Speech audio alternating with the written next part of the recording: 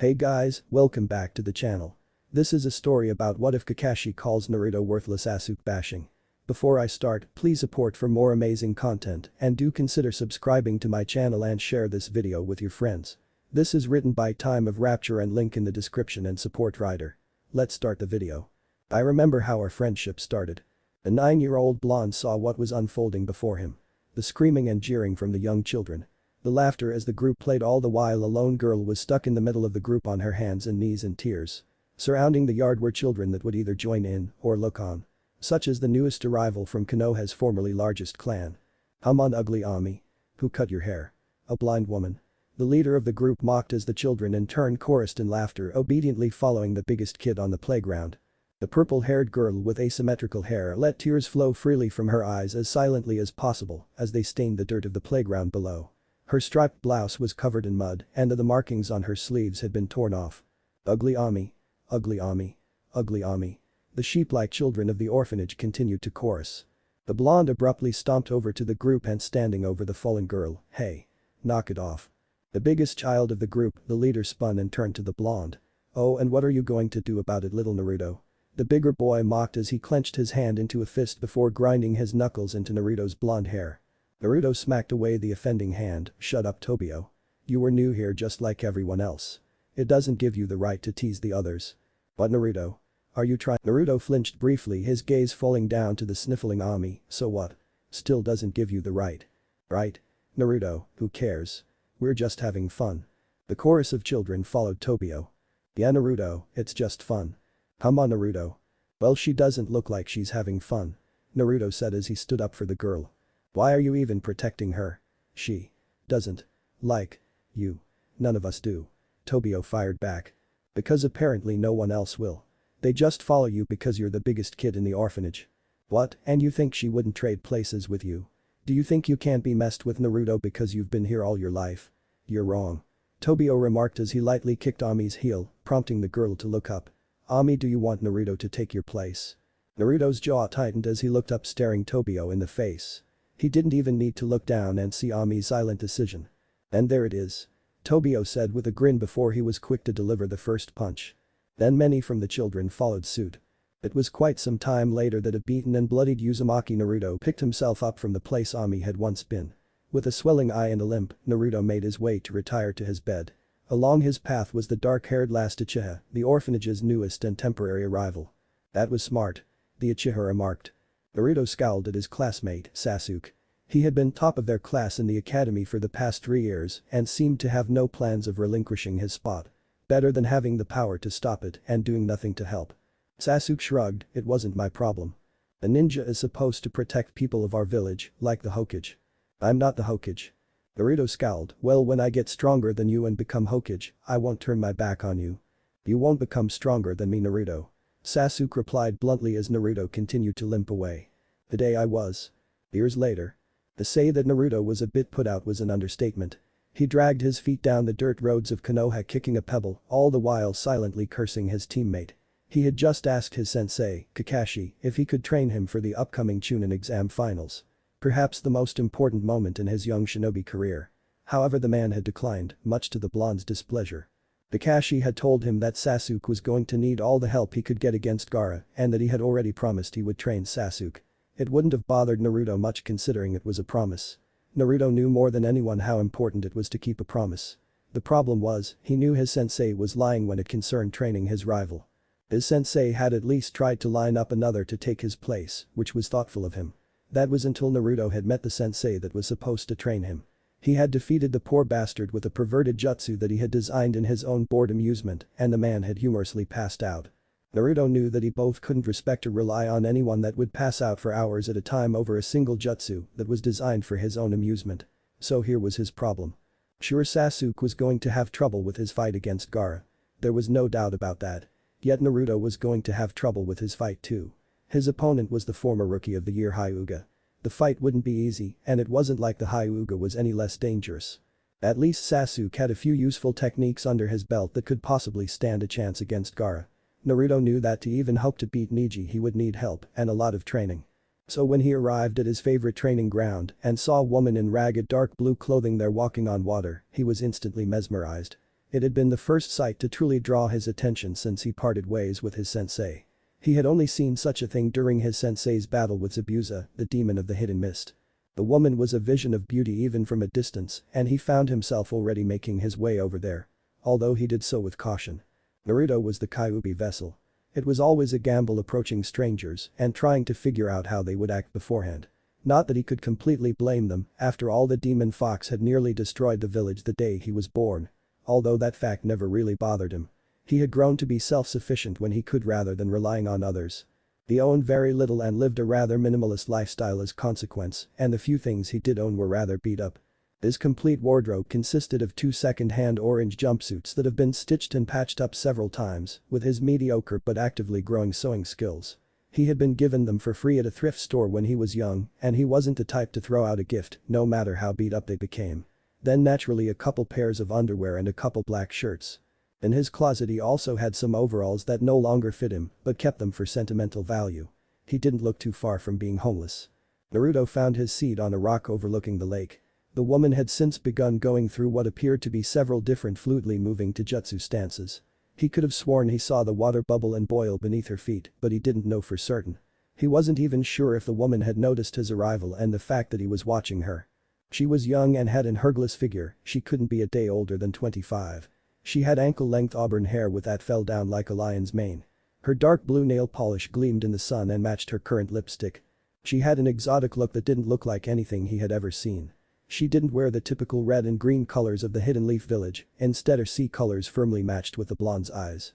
Although perhaps he had a slight bias as the area where his apartment was located, he grew used to seeing women wearing ruby red lipstick, high heels, and fishnet clothing with miniskirts. The proctor of the second part of the Chunin exam only solidified that opinion, since the only other female kunoichi he had really taken the chance to look at besides her was one that instead of fishnet used bandages to cover her body, which was frankly not much better. She continued twisting and turning through various movements, it looked like a dance the way she was performing. Then all at once, she stopped and turned into water, collapsing into the lake with a splash. The action thoroughly confused the genin until he felt a hand on his shoulder as someone used him as support to lift themselves quickly over the stone to plop down next him. "I usually charge for lessons, you know," she said with a saucy grin as she turned her head to look at Naruto. Naruto nearly flinched when she sat down next to him, but her forming smile calmed him down considerably. He stayed silent for a moment as he looked out over the lake to where she was formerly. "So how were you doing all of that? Like walking on water?" Naruto asked, genuinely curious as he turned back to face the woman.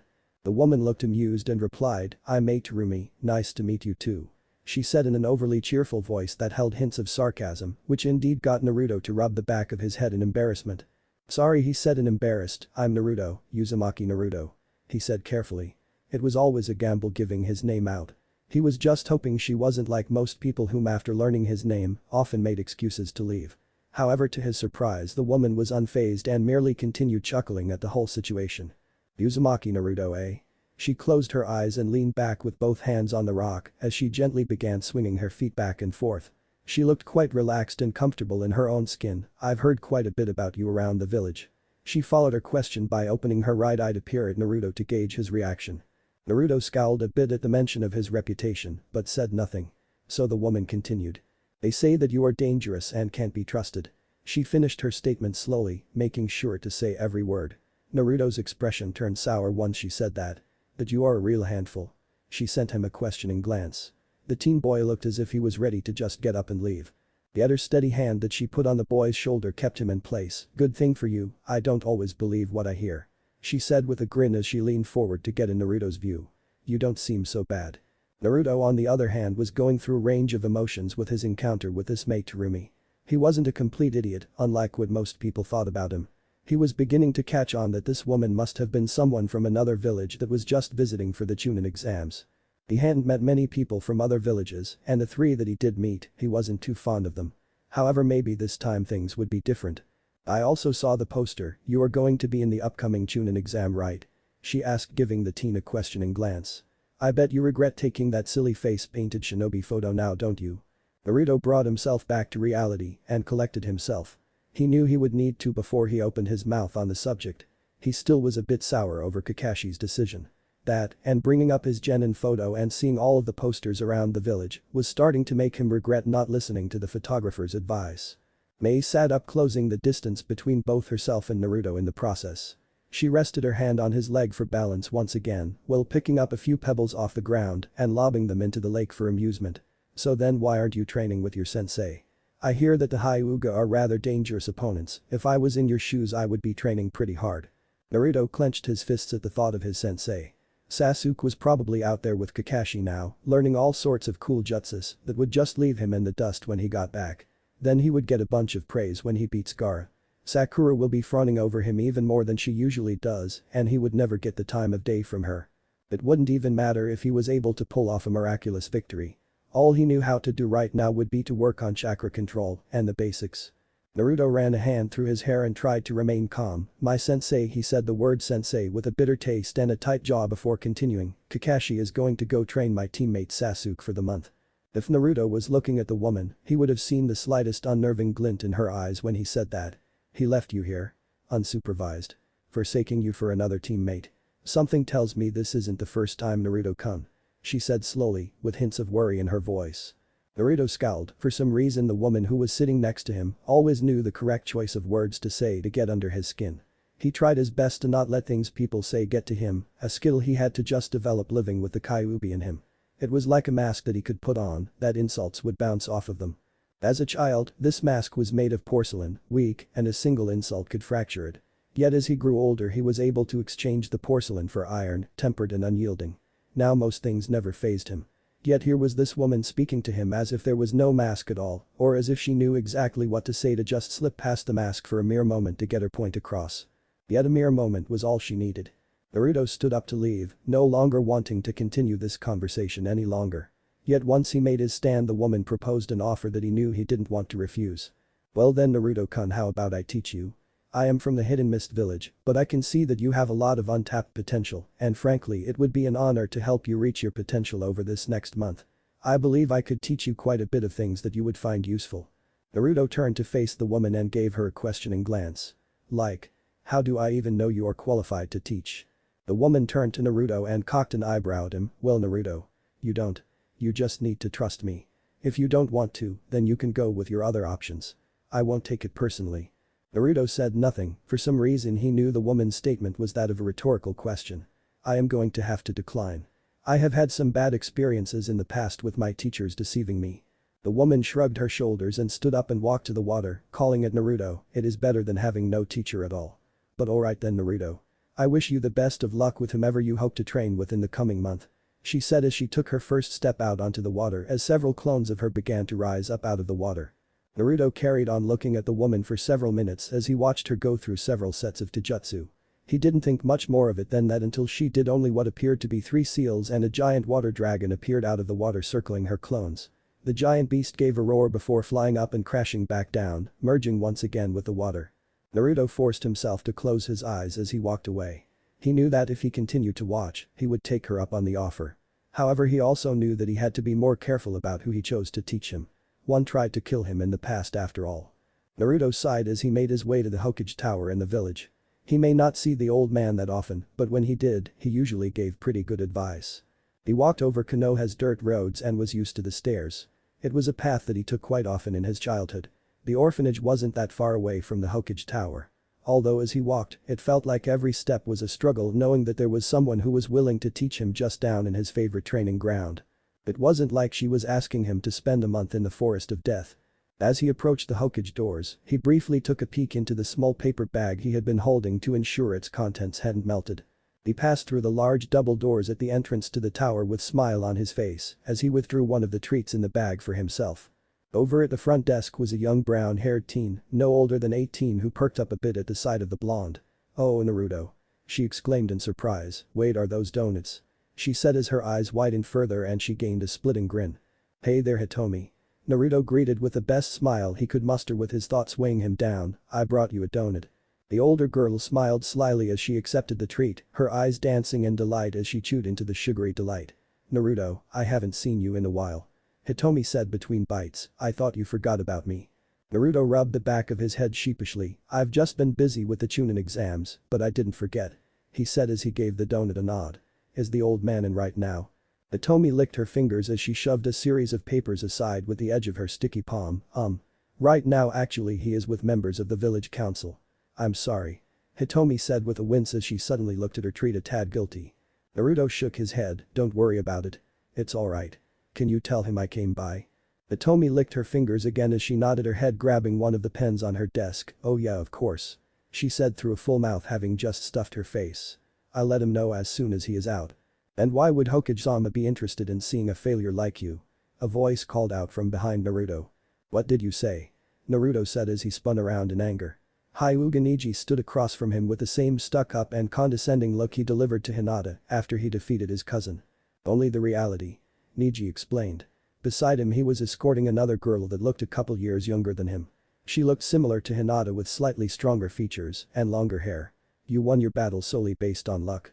You are the only one that made it into the finals who doesn't deserve to be there. Naruto ground his teeth, you shit-talking motherfucker. Naruto said bluntly. Naruto? Hitomi cried out in surprise. I can't believe they even let you be around members of your own family after what you pulled. Naruto said angrily. That is because Naruto, some people like you are in fact replaceable. Where others such as your teammate garner special attention. Neji said smoothly as he stood firm. You bastard. Naruto growled as he stepped forward towards Neji. Although the wide-eyed boy didn't bother to wait for a potential attack. He slid forward with his palm outward, slamming it against the blonde's chest as his other arm was used to block the girl standing beside him. Neji straightened himself up once again as Naruto had stumbled back to the front desk of the Hokage Tower, eliciting a yelp. Hitomi. Both of my teammates could have dodged that attack and both of them aren't even moving forward in this tournament. At your level, you will never be able to match the likes of the others in the competition.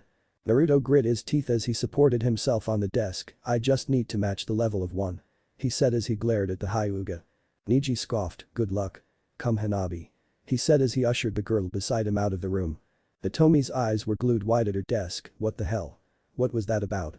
Naruto, do you want to report this or anything? Isn't he supposed to be your competitor? That was totally illegal, on so many levels. Hitomi exclaimed as she began ranting off. Forget it Hitomi. The old man is busy anyways right? I'll just tell him later. Naruto said as his mind was heavy with completely other thoughts. Besides, I have somewhere else I need to go. Naruto explained as he left the tower leaving a frowning front desk girl behind. Mei Terumi didn't show it, but she was barely containing a smile. She had a plan, but it was delicate. While TT was her goal to get the trust and loyalty of the boy and she knew that by this point in his life, it wouldn't take that much. The boy had been ostracized his entire life in his own home. No one bothered to give the boy a chance and she could tell just by the way they looked at him. They gave him condescending stares left and right as if the boy was useless and not worth one's time of day.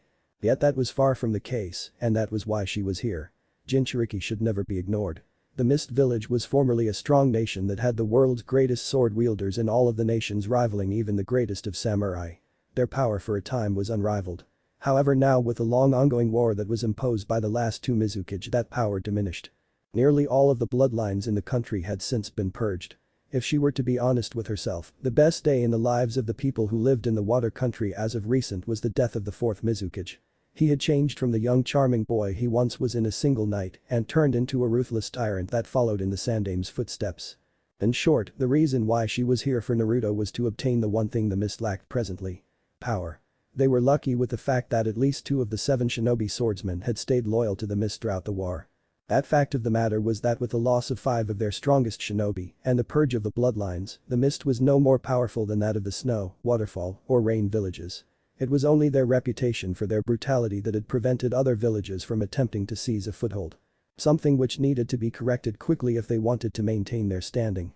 When she had received intelligence that Konoha had a Jinchuriki that had no ties to the village and seemingly wanted to become the Hokage with no real reason as to why besides the fact that people would acknowledge him. A plan began to form. Like many orphans from the Mist Civil War, the boy grew up without anyone ever giving him the time of day or never having time for him in general. She would be the first person that would be there for him. The thought was simple, manipulative, and effective. Yet no different from the report that she had received about the apprentice of Zabuza. While not exactly morally just, desperate times called for desperate measures. She could only hope that she didn't grow too emotionally attached to the boy, for when she would reveal to him who she truly was, she could only hope that the boy would side with her, or else she would only be adding to the problem. She was confident that he would, she just didn't want to become overconfident. She heard a speech that had been passed down from generation to generation in the Mist. It was a story that had been told from some wandering nobody in Wind Country whom was in the art of crafting toy puppets and was said to have a repertoire of 102 puppets at the time.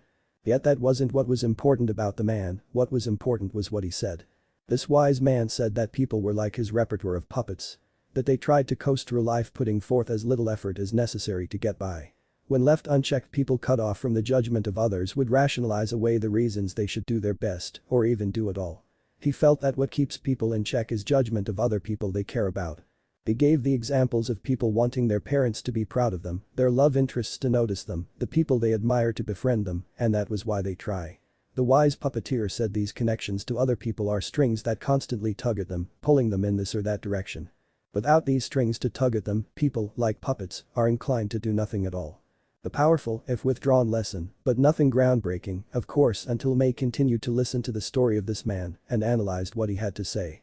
One could only say that it wasn't right to compare people to puppets, but such an act would only get the puppeteer talking once again. Perhaps.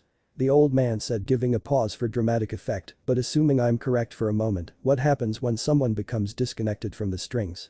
When everyone a person cares about dies or leaves, or when they never had anyone to begin with.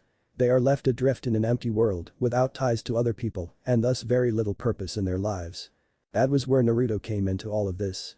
The boy was born an orphan, and the only ties and strings to other people that he had were weak ones. The Hokage who was busy running a village and only saw Naruto a few times a year. Or the owners of a ramen bar that he came to become friends with because of his unhealthy addiction and pitiful budget. What reason did the boy honestly have to try hard to become a ninja? With no one to judge him or to question him for not trying hard enough. His own sensei had cast the boy off to the side in favor of a different student. Naruto was, and still is, stuck in a state where he alone had to gauge when he would stop trying. He had no one to tell him that there was a solution to his problems. The boy was a shell of a human, a person that had lost hope, he just didn't know it yet. That was why she was confident. She could change the boy, change him so that he no longer subconsciously doubted himself. So that he no longer thought he was just wasting not just his time, but the time of other people as well. The fact that he would have a mentor, a real teacher, that could tell him that there was a solution to his problems and that it was within his reach. Her actions, she knew, would not just boost the boy's confidence, but it would give him hope. And a little hope is a good thing. She and she alone would be his reason to try hard, to not let her down because of her faith in him and his inevitable hope that it would not be misplaced. She knew from first glance that Konoha had failed their Jinchuriki. The lack of acknowledgement had left him desperate, and desperation only attracted vultures. Naruto sighed as he returned to the training ground and stripped himself of his jacket, shirt and sandals before wading into the lake and calling out to the woman whom was now sitting cross-legged on it. He swam out to the center of the lake at a relaxed pace as he saw the woman open her eyes and take notice of him. He swam right up to her, at which point he was swimming right in front of May, whom had since moved from sitting to a crouch on one knee. It became obvious to Naruto that the woman was not going to acknowledge him anymore than just staring at him before he said anything. Especially since he had blown her off not more than an hour ago. "I'm sorry," Naruto said with a frown, doing his best to avoid the woman's gaze. He was terrible with apologies, not because he didn't feel like apologies were necessary, but because he had never been given the opportunity to really give any. "I do need your help. You're all I got," Naruto said, trying his best to sound sincere and not make it seem as if the woman was a last resort. May in turn grinned at the apology. There was no point in trying to give the boy a hard time over it when he said he was sorry and came back to her. "Alright. Then I want your undivided attention this month, Naruto-kun, is that understood? I want you to give me everything you got, and if you are not, I will just stop training you. Why would I help someone who isn't trying their hardest?" Naruto nodded at her statement as he continued to bob up and down in the water as he did his best to stay afloat. May gave a charming smile that did its best to calm the boy. She reached down into the water and grabbed the boy from under his armpits and hoisted him out of the water, despite his initial protests. She ignored any ramblings the boy was saying about essentially being hoisted in midair over a lake. She calmly said, "Alright, first lesson shall be dancing." Naruto stopped complaining about how he was hoisted up and instantly wondered if training with this woman was a bad idea until she continued her statement. "On top of water." She finished with a glint of amusement in her eyes as she watched Naruto's face go through several various emotions. "Anyways, this is what I want you to do, Naruto." Chapter 2. Fool me once. Shame on you. Disclaimer. I don't own Naruto. A week had passed since he had met this woman he now called his sensei. It felt like this was the first sensei he ever truly had.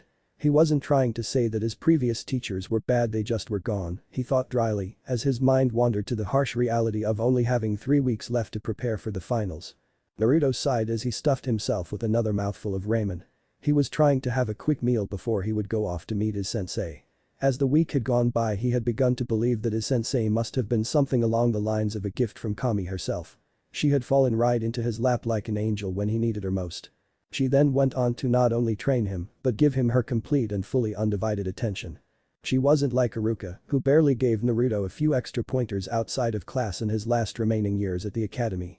With the knowledge he had now after the Mizuki incident, he realized that Iruka only really decided to help once he got over the fact that he had the Kyuubi within him. He didn't think he could ever really look at Iruka the same way after he found out that he used to hate him. Besides, by that point it had been too little too late. She wasn't like Kakashi, who had chose another student over him. While Kakashi was a great shinobi, he had his flaws as a teacher.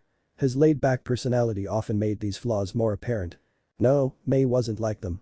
She woke up early and would set up the training ground that they were going to use. When Naruto got there, she was perfectly ready to work all through the night if he wanted to, and he often wanted to. He would work until he physically collapsed. Naruto fought down the bitterness that swelled within him at the most recent thought.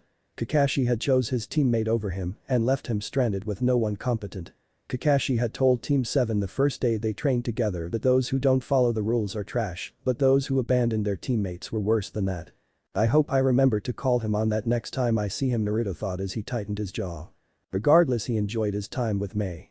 The training thus far had gone quite smooth, and if he was honest with himself, and she had taught him a lot. There was some practical stuff in the life of a shinobi, and other things were just skills that were just useful to have. For example, he thought it was an utter joke when she said that she was going to teach him to dance on water.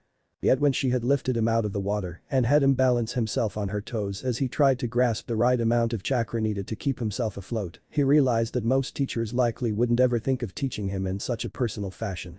They would likely just tell him the general idea and then push him into a hot spring or a pool. Although there was also the fact that he hadn't ever really had close contact like that with anyone such as dancing. He would never admit that the situation made him blush quite a bit. Mei was rather beautiful after all. He could only hope the woman didn't notice his slight crush and have it get in the way of their training. She had taken the time and used some of her own energy to ensure that he succeeded. Only a couple hours had passed before she began teaching him how to dance on top of the water. A skill that she later explained he may very well need to know some time down the road. Why not kill two birds with one stone? Was what she said as their training continued. Soon enough the dancing had turned into skating. Learning to skate across the water using chakra, moving at speed that typically wouldn't be possible. She had told him that this was a type of training that was implemented in the Mist Village due to their heavy reliance on large bodies of water and water ninjutsu. By the end of the week, Naruto could glide around the water at speeds far faster than he could ever hope to run. He wanted to compare himself to how quick that fuzzy eyebrows kid was, but he doubted he would ever compare to him when he took off his weights. He would need to train his body a lot longer than a month to achieve that. Although to his surprise, Mei had told him that it wasn't impossible to achieve within a month. If it was his goal to become an incredible close-range shinobi, she was willing to help him with that. The thought of earning his victories by beating others in the tournaments such as Sasuke and Neji in hand-to-hand combat was something he truly wanted to see. The question was, would he be able to develop those skills in time? Naruto sighed and dug into his pockets, reaching around for his old and beaten little wallet that always seemed to be irreparably light. That was when he found the contents of his purse to be absent. Naruto paled. Not a second later, the brown-haired girl with a white bandana leaned over the counter with a smile. "Don't worry about it, Naruto. It will be on the house today." Naruto's crestfallen look couldn't meet her eyes as he numbly nodded, "Thanks, Am." The girl returned a small smile, not pressing any further. Naruto quietly left the ramen bar with a drag to his step. He knew that someday in life he would pay that family back for how kind they were to him. Those two were probably the closest people he had in his life. When he became successful, he knew exactly who would be taken care of first. Naruto walked at a brisk pace to the training ground where Mei was sure to reside, likely having already set up the training ground for whatever she felt like teaching him today.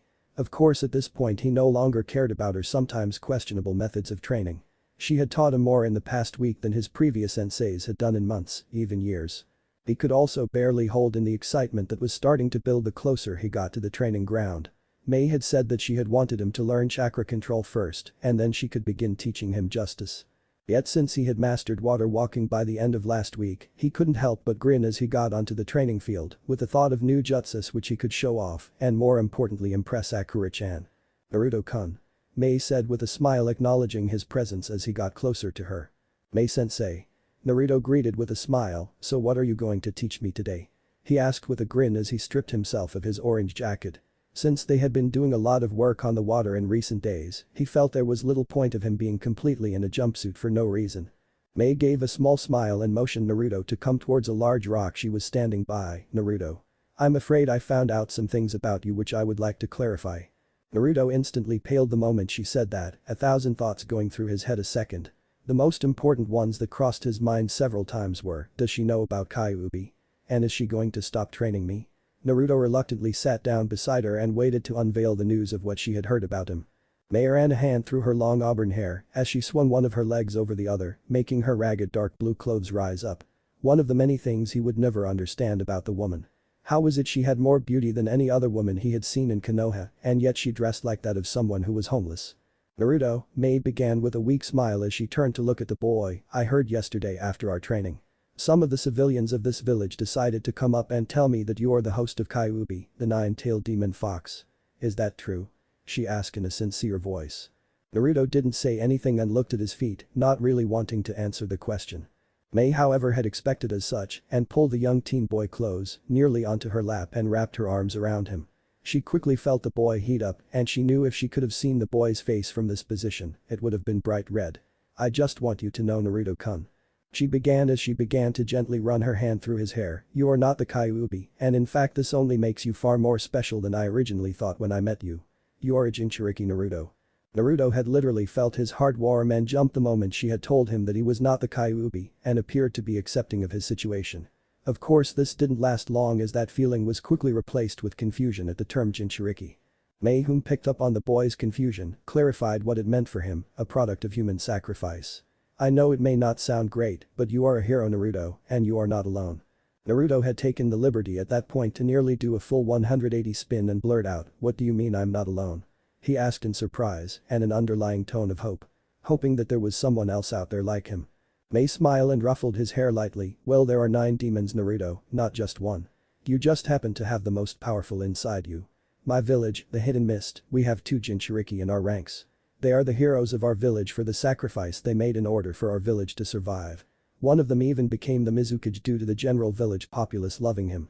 So she may have stretched the truth a bit on that one, especially since they currently only had 1 Jinchuriki and then 1 turtle that was in a gated area of the ocean behind the Mist's main island under heavy watch. However, Naruto didn't need to know that. Naruto gave a weak smile once she mentioned that. It was a good feeling knowing that there were others out there like him. However, he couldn't help but be bitter at the fact that they were treated like heroes, whereas he was treated like the dirt beneath people's boots even with the sacrifice he had to endure throughout his life. It wasn't fair. Mei grabbed hold of Naruto's hand as she continued running through his hair with her other hand. "Naruto, Kyuubi makes you special, for example your chakra reserves must be nearly endless, right? That and you likely never get tired. You could go without sleeping, I imagine, correct?" Naruto didn't say anything, he merely nodded his head. Ever since he had found out about the fox, he had thought the thing was nothing but a curse. Nothing but a thorn in his side. Yet when he reflected back on the beast, every time he was in need, the fox was there to help him. The fox was there to make up for his lack of training. Mei continued as the boy sat in silence, "Then Naruto, I believe I have the perfect training for you that can allow you to train 100 hours in a single hour, perhaps even 1,000 hours worth of training in a single hour. Yet first, I must give you a lesson because over the past week I have come to understand a bits and pieces about how you act as a shinobi." Naruto had perked up at the training but decided to stay silent and just enjoy the close proximity he had to the woman. He imagined that this was the first time he had ever been held in the arms of anyone since the 4th Hokage had sealed the fox in him. Everyone else seemed perfectly content with ruffling his hair as if there was a no touching Naruto clause on the village. "Naruto, you have told me about your teammate Sasuke, whom you say thinks he is so special because he has the Sharingan. You hate the fact that he is capable of just looking at a jutsu and being able to copy it, right? You think it is unfair?" Mei questioned the boy in her arms as she rubbed her thumb on the back of the boy's hand. Naruto scowled at the mention of Sasuke because it instantly made him think of what Sasuke was doing with Kakashi and the sorts of training the boy must have been getting. Naruto nodded his head in frustration, "That isn't the only reason I don't like him." He grumbled as he shifted uncomfortably beside the woman. Suddenly his feelings on the subject just began pouring out. Because of those eyes of his, everyone in the village feels he's so special. They all act like they need to kiss his ass. Yet he has no regard for the people he hurts in the process. He even stole parts of a taijutsu style from one of our own shinobi who worked years to achieve it. He finished in frustration. Yet why does that bother you, Naruto? She said suddenly after he finished his statement. She spun the boy off and out of her grip and onto the ground in front of her. I am teaching you because I believe in you, Naruto. I believe that you can become great, probably one of the greatest shinobi that the world has seen in a long time. Yet, in order to become great you need to come to terms that this is a world of killers. That your life is training and becoming stronger. That you have to wake up every morning and realize that it is do or die, because if you don't wake up and train, there is someone else out there that will. The Sharingan is a tool, an ability that allows the wielder to copy any jutsu he sees. However, don't fault him for using it and get mad that the world is the way it currently is. Your teammate Sasuke uses that ability for whatever reasons he likes, yet it all comes down to whether he should copy the ability and at least have the knowledge of it for later use, and it very well could save his life someday. Or not to copy a jutsu, and then later down the road his life may be at stake, and he could have saved it with that single jutsu he chose not to copy because people felt it was wrong. Don't be ridiculous. The only certainty is a shinobi's life is not about doing what is just, but doing what is necessary. Mei ran a hand through her hair as she knelt down next to Naruto's form on the ground and placed a firm hand on his chest. I am not trying to defend your teammate Naruto. However, I have told you before, I am not training you to be good in these finals. I am not training you to do great in these finals. I am training you to win these finals and to be the champion of these Chunin exams.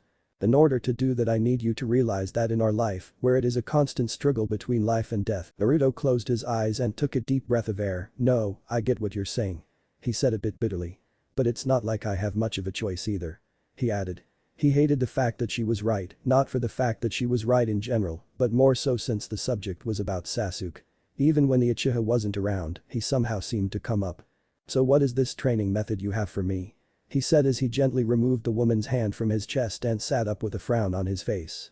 Mei chuckled to herself and had a small smile on her face as she looked down at the boy and picked little pieces of dirt off his back. The sound of her laugh warmed Naruto's heart. He didn't have many friends to hang out with and the sound of laughter was something he heard in passing but didn't often take part in. He couldn't even remember the last time he had even heard playful laughter and it not being someone specifically laughing at him like at the orphanage. Mei stood up and sat back down on the large stone the two of them were formerly sitting on. So now Naruto, I am going to tell you a secret, alright? Don't tell anyone. When you told me that you had possession of the shadow clone jutsu, I realized how I could train you. Now while it is one of Konoha's forbidden techniques, one of my shinobi had caught a Konoha shinobi sticking their nose in places they didn't belong in my village. As such, when captured and facing interrogation, the coward had offered to trade jutsus in order to escape interrogation and leave the country. The cage bunshin was one of the techniques my shinobi obtained. Naruto stared at her questioningly and tilted his head to the side silently, looking in wonder. This eventually proved to unnerve the woman, and Mei closed her eyes in frustration and asked, "Why are you staring at me like that?" Naruto paused and opened his mouth to speak before closing it with a sigh. This happened several times as he tried to form the words, and he eventually said, "Well, I am just curious now about what rank you are in your village. You consistently just said that they were my shinobi and my village my shinobi obtained. You were talking as if they were your shinobi." "I am Jew." Mei's eyes had widened momentarily at the boy's analysis of her statement and realizing her own error. And here they said that Uzumaki Naruto is a bit unobservant. I shouldn't be so careless, she thought to herself as she realized that she would have to choose her own words more carefully when speaking to the boy from that point on. "I will tell you my rank and position when we arrive at the Chunin exam finals, alright Naruto? Is that fair enough?" she said with a smile as she looked down on the Jinchuriki. Naruto reluctantly nodded his head. He wanted to know more about Mei, but not at the cost of him losing his only teacher for this month. "The training I have never would have worked had I not found out today that you were the Kyuubi Jinchuriki." Okay, so maybe she lied a bit there. She always intended to have the boy go through with this training, she just didn't know when. The shadow clone technique is unique and different from any other clone out there that I know of. The reason for this is because the shadow clone creates an exact copy of the user, and once dispelled, any information the clone obtains when summoned is transferred back to the user. Now I know you must be thinking, why haven't I noticed it before? And this is what I believe. What you have told me from your fights, you never use the clones to do anything more than full-on frontal attacks. Frankly Naruto, you are very tactical. They weren't really taking in more information, and I bet you felt that you were just very aware of your surroundings, rather than noticing that the clones were actually constantly sending information to you every time they were dispelled. The theory is that when you are using the clones for training, any form of training you do, besides physical training, the clones will retain that information and transfer it back to you. This training, however, would never work with anyone besides you, Naruto, because you have such high chakra reserves. Other people wouldn't be able to sustain that many clones. Do you know how many clones you can make, Naruto? Mei asked, slightly anxious as she gave her explanation. The possibilities, all the things this boy could do if he chose to train like this constantly. A single body that has the opportunity to learn a full year of experience in a mere day if done right. He could be the most powerful shinobi on the planet. She could only thank Kami that other villages didn't know the Kage Bunshin jutsu and Konoha had kept their Jinchuriki ignorant. Otherwise all of the Jinchuriki in the world could have thousands of years under their belt in experience before they have even left their teens. Naruto frowned as he thought about it. He had been told that creating shadow clones were dangerous, but in all honesty, he had never felt the slightest chakra drain using them. That party naturally blamed the fox for not that it was a bad thing, of course. Naruto shrugged after thinking it over. I could probably make 1,000 or something like that just fine. I don't really feel any chakra drain when I make them, so I don't know how many I can make really. Mei did her best to hold in her surprise when the boy said that he could make 1,000 clones if not more. However, when the boy had told her that, a whole new idea had come to mind that she couldn't help but grin at. Naruto, I have several things I need to help you with, such as your seal which you told me about. I will eventually get to it, but tell me, what do you know about your Nidaime Hokage? Naruto sighed as both he and Mei went off for their break from training. She had been training him since 8:30 in the morning till 3:30 in the afternoon. To most ninja, they wouldn't consider that very long. However, what she had Naruto do would have tired any shinobi out. Naruto didn't know what Mei was getting at when she mentioned the Nidaime Hokage. Yet after she explained how the Nidaime Hokage became one of the greatest shinobi in the world and thought of as the world's greatest water jutsu user by even shinobi of the mist. His chakra reserves were that of which she could only compare to a former shinobi in their ranks. Naturally, Naruto wanted to pry and find out more about their ranks and where Mei fell, but he bit his tongue so he wouldn't lose his teacher. Hoshigaki Kisame was the shinobi, supposedly the greatest of the 7 shinobi swordsmen. He had a chakra supply of that of a tailed beast, and that was whom she compared the Nidaime to. She explained to him that her people had been trying for years to pull the water molecules out of the air, also they could accomplish water jutsus without any pre-existing source. However, it was just impossible for the average shinobi.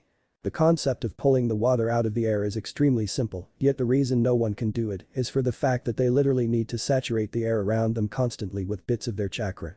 It wouldn't really be that great of a technique if it weren't for the fact that since it is your chakra saturating the air, the water source that is then created by the technique can only be used by the creator.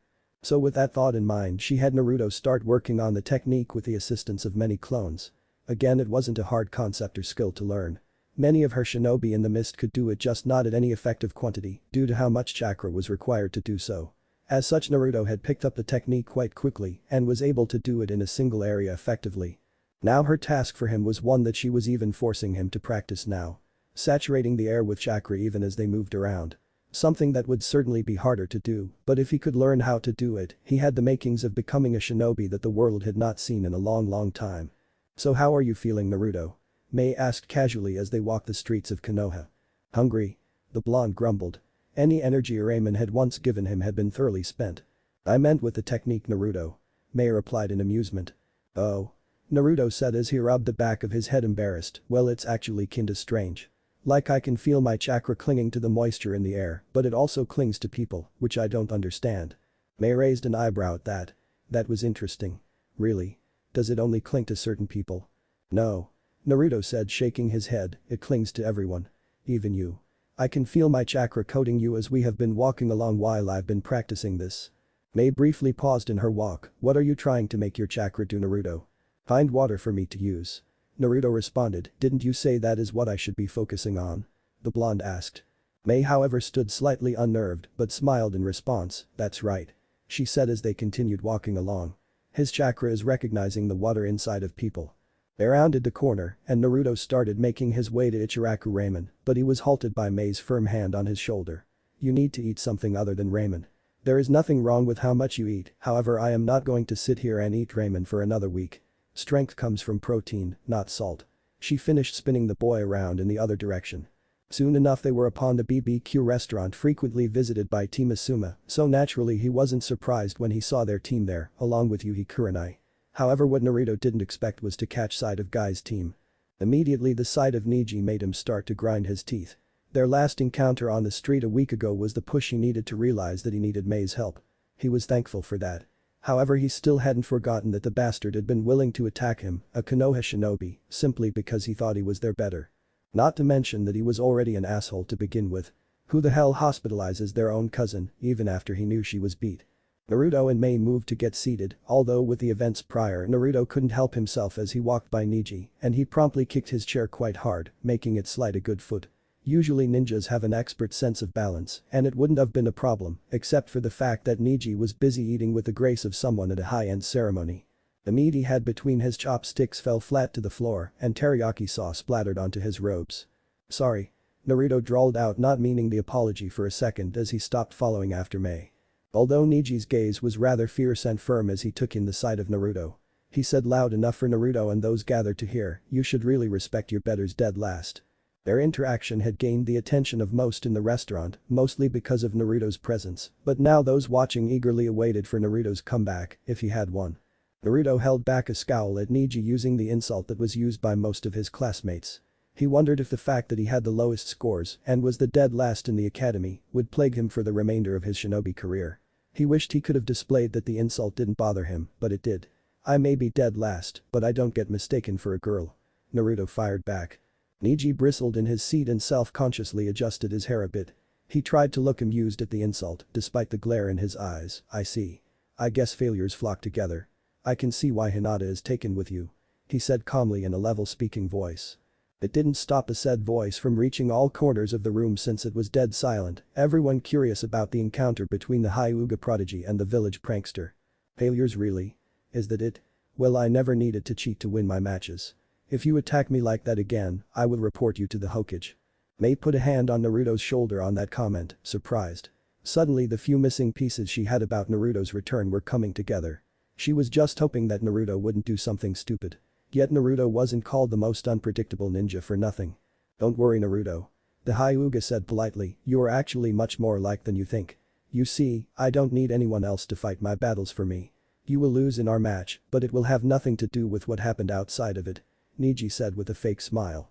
Naruto shrugged out of Mei's grip as he approached Neji. "You know what? You attack your comrades and betray them. The people who are supposed fight at your side. I can't wait for the day that you're all alone and no one is willing to help you because of it," Naruto said angrily before he turned his back on the Hyuga. The genin and their senseis gathered around had ceased eating altogether as they watched the encounter unfold and the revelation that Neji had apparently attacked Naruto outside of the tournament. If Naruto had chosen to take the matter to the authorities initially, Neji could have been outright disqualified. "I may one day be alone, Naruto. Yet I will never be as lonely as you, and everyone here watching knows it," Neji said, starting the timer on a bomb, and everyone knew it as Naruto immediately froze in his step. Mei quickly moved from where she stood and wrapped an arm around Naruto's shoulders. "Come on. You don't need to listen to that." Neji's words had slipped past the iron and grazed the porcelain. "Because he knows I'm right," Neji said loudly as he wiped off his clothes, his piercing eyes focused on the blonde. I on the other hand looked gobsmacked that his student would say such things. It had nothing to do with being youthful at this point. Naruto and Neji were Konoha shinobi. If they didn't have each other's backs, no one will. "Neji." Guy voiced loudly, his gaze firmly on his student. "Where's your sensei Kakashi, Naruto?" Neji asked, putting another crack in the porcelain. "Neji. That is enough." Guy yelled. Naruto turned around, his eyes brimming with anger. "Yeah. That is enough," Naruto said as he turned around to face the Hyuga. Although before any fight could truly unfold, Neji launched out with a palm thrust at the approaching Naruto, sending him sliding to the ground and crashing into a table behind him, barbecue food spilling all over him. The crowd stood up in shock at the events that unfolded. "Report me for this if you wish, although then I will know you were afraid to face me." Naruto was nearly shaking in rage with his eyes squeezed shut as he pulled a chunk of meat covered in barbecue sauce out of his hair and tossed it to the side. "I may be afraid of you. But you don't deserve to be in this exam." Naruto ground out as the meat hit the ground with a splat. Neji returned a condescending grin as he gave a mock bow before he made his leave. I however looked the worst out of the entire group of shocked onlookers. It was a look of queasy and uncomfortable disgust with what he just witnessed. "Naruto, I am deeply sorry for this." Guy said as he bowed, please do whatever you feel is necessary. I actually insist that you report Niji for his actions. Ai-sensei. Tenten exclaimed in surprise. She understood Naruto having all the right to do as he wished, but to encourage it. No Tenten. Niji is wrong. We are shinobi of Konoha. We should behave better than this. What binds us together is our willingness to help one another. Not to bring ourselves down. Guy said in one of the rare moments where he was completely serious. Mei knelt down beside Naruto and promptly gathered the attention of all the people in the room since Niji had left. Are you alright? She asked as her hand glowed green with medical chakra. Naruto brushed her hand away and shook his head, I'm fine. He said as he grit his teeth standing up. Mei retracted her hand with a weak smile, gently rubbing the blonde's shoulder. Well I get it. She said earning Naruto's attention. I get why you came back. Naruto squeezed his eyes shut briefly, refusing to let himself cry in front of all of these people. He had grown past that. Yeah. Naruto confirmed as he left the barbecue place with a limp. Naruto, what do you want me to get you? Mei called out after him. I'm not hungry. He said back as he continued limping away. Next chapter end. Time skip one more week. 2 weeks till finals. Naruto had a huge grin as he made his way down the street with a particular destination in mind. Ever since Naruto had started applying shadow clones to his training, every day and with every hour he would grow in leaps and bounds. He had since gotten the hang of drawing out water from the air around him, although he still had the problem of his chakra sticking to other people. The act of pulling water from the air didn't put much strain on his body, but it required a great deal of focus. However, if the chakra he was trying to pull from was stuck to a person, the act provided a near unbearable amount of strain on him. He hoped that it was like a muscle, and the more he used it, the easier it would become, however he wasn't sure and was really just hoping he didn't somehow damage his own chakras somehow. The original idea they had was to work with Kenjutsu and the water-cutting sword. However, ever since his past 2 encounters with Niji, he didn't want to be smart and keep him at a distance with a blade. He wanted to beat him, straight up, with his bare hands. Ever since he had told Mei that specific goal, the two of them had been training together constantly. She revealed that earlier when she said it was impossible for someone to obtain incredible speed and strength in a month, she lied. There was a rare exception. There was a particular training that was given to shinobi with the assistance of medical ninja that involved healing growing muscles at a faster than normal rate and stimulating their growth with chakra. Although the process was exhausting to a normal shinobi and therefore was rarely used. Naruto however was willing to fight through the pain and exhaustion if only to wipe the smirk off of Niji's face. The amount of taijutsu the pair worked on from that point forward nearly absorbed all of their time.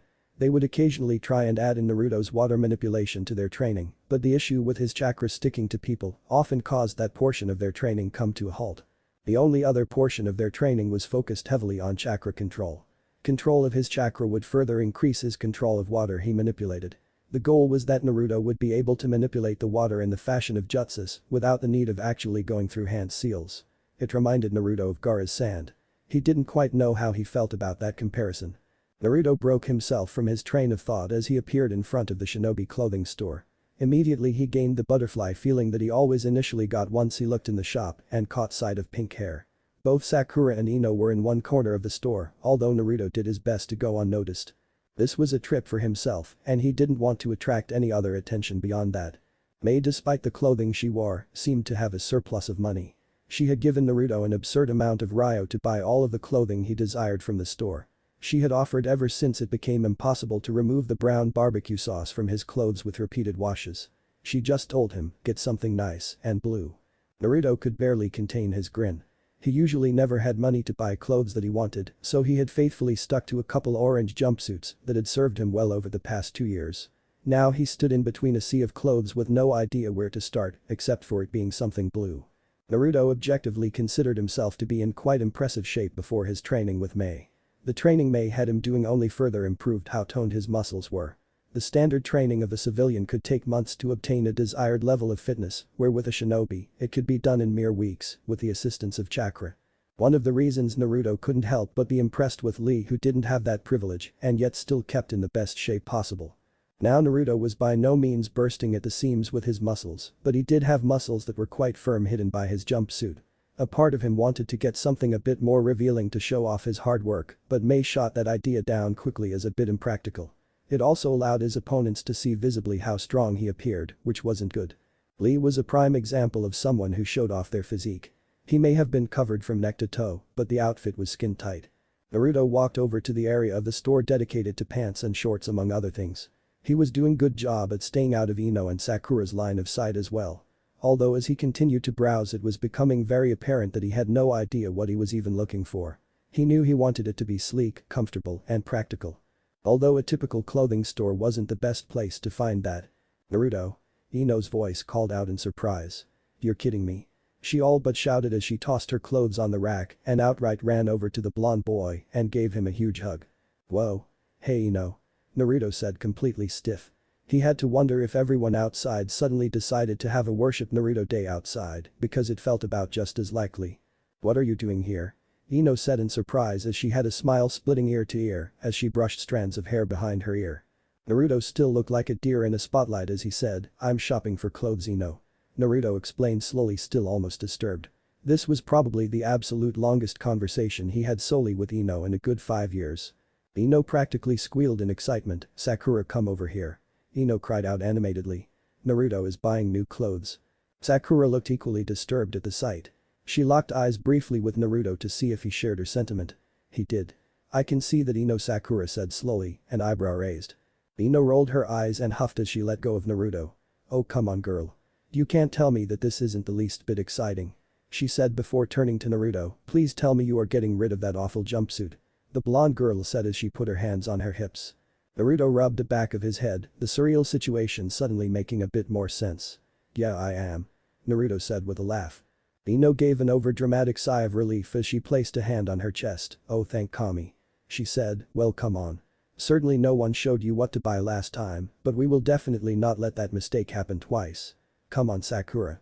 Ino all but ordered as she physically started shuffling Naruto along. We will. Sakura repeated, surprised as Naruto gave her a pleading look for help. Of course we will Sakura. Think of this as like a civic duty or something. Ino said, spouting off the first thing that came to mind as she moved Naruto several racks over. Now this is some better stuff. So tell me Naruto, how much do you have to spend? Give it to me straight. She said, putting her hand up. We can work something out. If you need me to lend you some money, I will just this once. She continued on waving her hands around animatedly. Nothing was going to stop her from this mission. Naruto looked over to Sakura for help, who in turn shrugged her shoulders. She didn't have an answer, but was equally surprised. And the only thing that shrug told him was that there was no way out of this. I don't really have a budget. Naruto explained. Ino's eyes immediately went wide with stars and Naruto questioned if he should have said that. At least, I have a lot of money saved up. Naruto deflected. Well Naruto. Ino said as she slapped his chest with the back of her hand, look who has been saving up for this. Ino said with a grin. She fired toward Sakura. Really? Sakura asked as she crossed her arms. You love that jumpsuit. Kakashi even suggested you wear something that wasn't orange. Naruto shook his head, yeah I know. I like orange, but I agree that it isn't good for blending in when we're in the forest. I just didn't have the money to change it at the time. What were you spending all of your money on from our missions then? Sakura wondered, crossing her arms in confusion. Naruto shrugged, rent. Food. He said noncommittally. Truth be told, he probably had enough money saved up to buy new clothes if he wanted to break into the fund he saved for emergencies. Although he hadn't been that desperate for new clothes. Although Mei's offer was incredible and something he wasn't going to pass up. Oh. Sakura said quietly as she looked away, slightly guilty. It was easy to forget that not everyone in their graduating class came from a prestigious clan or had both of their parents supporting them. Ino snapped her fingers to get Naruto's attention again. Hey, right here. So what is it you're looking for? Shinobi or casual? Naruto stood up straighter when Ino put on a tone that meant business. Shinobi. I need new clothes for the exams and after. I have sorta worn these out training these past couple weeks. Growing a bit taller didn't help much either. Naruto said. His jumpsuit was clinging now a little bit high and close above his ankles. Ino looked over Naruto, realizing that she was even looking up to him slightly more than before. Yeah, I guess you have grown a bit. She muttered to herself as she looked him over like a tailor. You are probably a bit taller than Sasuke's now. She continued to mutter. Naruto rolled his eyes at the mention of Sasuke. His disappearance with Kakashi would probably be a sore spot for a while, no matter how well his training was going with Mei. So what else? You must have something in mind that you are looking for. Ino continued as she took a step back to look over the blonde. Well, I was looking for something sleek, comfortable, and practical. I'd like dark colors so they work better on missions. And it has to have blue in there somewhere. Naruto listed off his thoughts. Oh, and maybe a hood or something to hide my hair. Naruto tacked on the end. Ino's head spun slightly in surprise. Well, that was really good. She said with a grin. Here, follow me, I know this store inside out. She said as she escorted the other blonde her age. Sakura fell in step alongside Naruto, so why the blue? She asked, making casual conversation as Ino slowly began to pull ahead of them. I think it would match my eyes well. Naruto lied. Sakura's eyes opened in intrigue. Oh? She began, I thought you were just trying to copy Sasuke or something. The pink-haired girl remarked with a shrug. Naruto scowled as he rolled his eyes, the world doesn't revolve around him, Sakura. Naruto grumbled. Sakura looked affronted. Hey. I didn't say that. I just thought you were going for his style because I couldn't make my own? Naruto asked bitterly. No. That's not it. He just has a good style, that's all. Sakura said defensively. What the hell has gotten into you? She fired back angrily. Naruto sighed and shook his head. You know Kakashi took Sasuke on a training trip for the month so that he could prepare him for the exams, right? Naruto questioned. Sakura shrugged her shoulders. Yeah, so what? Sakura asked, still slightly heated. Where do you think that left me? Naruto fired back as it washed over Sakura. I'm sorry. Sakura said softly as it dawned on her. Naruto shrugged with a sigh. Not like it's your fault. Naruto muttered with a weak smile. This was the girl he had a crush on since he was a kid. Not the loud, fiery-tempered girl with a crush on his teammate. This was the soft-spoken but incredibly smart girl that he met while she was picking flowers years ago, being bullied by Ami. That moment reminded him of someone else quite well. Ino returned with a single outfit in her arms. Okay, you two. Well, you have been talking, I did all the heavy lifting here. But trust me, you're going to love this. She said as she dumped a set of clothes in Naruto's arms. Where is the blue? Naruto asked as he looked over the clothes. It was blacks and grays, but lacked the blue he needed. He wasn't going to go on an all-expenses-paid trip on someone else's money and then not fulfill her one request. Ino slapped his arm. I'll get to that. Now put it on. She demanded. Naruto rolled his eyes with a sigh and stripped off his jumpsuit jacket and quickly tossed his torn undershirt aside in quick succession, leaving two surprised but blushing girls standing next to him. Whether that was from embarrassment of being seen in a situation or because of him, Naruto didn't know. What? Naruto asked, you told me to put it on. Ino palmed her face as she grabbed a dress on a hanger and held it up as high as she could like a curtain, which Sakura quickly followed suit. I meant in the changing room, you dumbass. Ino muttered as she forced herself to not look at the clueless blonde in front of her. Changing room? Naruto asked, confused. Sakura, however, despite the situation, looked amused at how clueless Naruto was and was doing her best not to laugh by covering her mouth. Over there, Naruto. She gestured with a finger between giggles.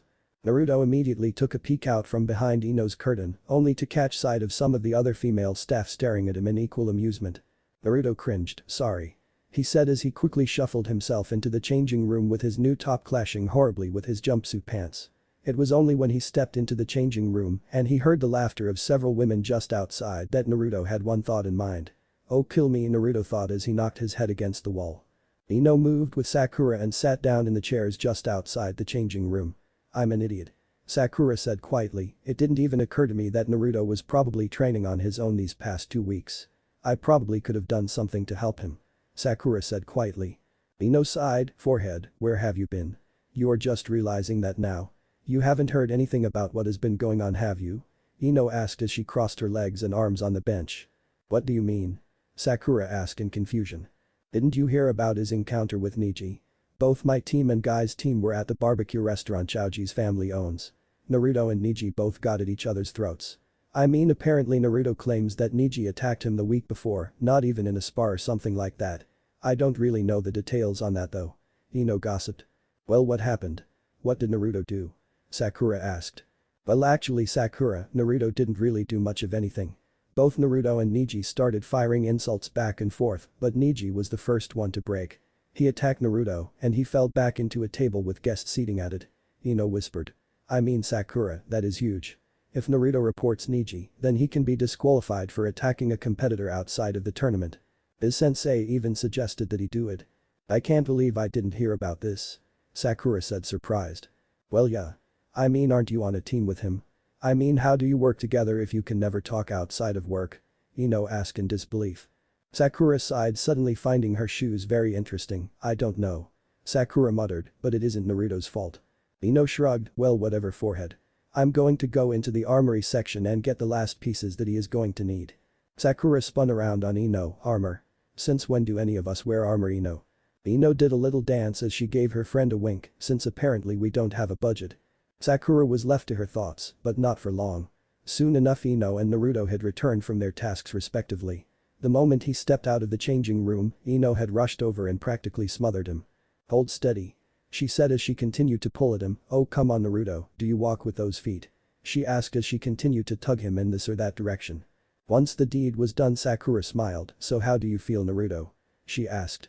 Naruto gave a laugh, molested. He said bluntly, earning an elbow to the ribs courtesy of Ino. "Tell him he looks hot," Ino said as she nodded her head in Naruto's direction. Naruto immediately flushed red at the statement. Sakura smiled in turn. "You do look good Naruto," Sakura provided with a smile. The blonde's blush further increased as he rubbed the back of his head embarrassed. His stomach was doing flip-flops. "Thanks Sakura-chan." "Oh whatever," Ino said as she rolled her eyes.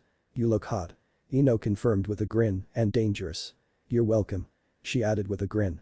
Naruto put up his hands.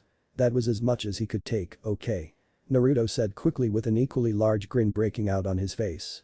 "Thanks for helping me." Ino scoffed, "PSH, you kidding me Naruto? What are friends for?" Ino remarked with a smile before she pulled the blonde into a hug. Naruto's eyes widened briefly at the mention of friendship. He didn't even realize Ino considered him to be anything remotely close to a friend.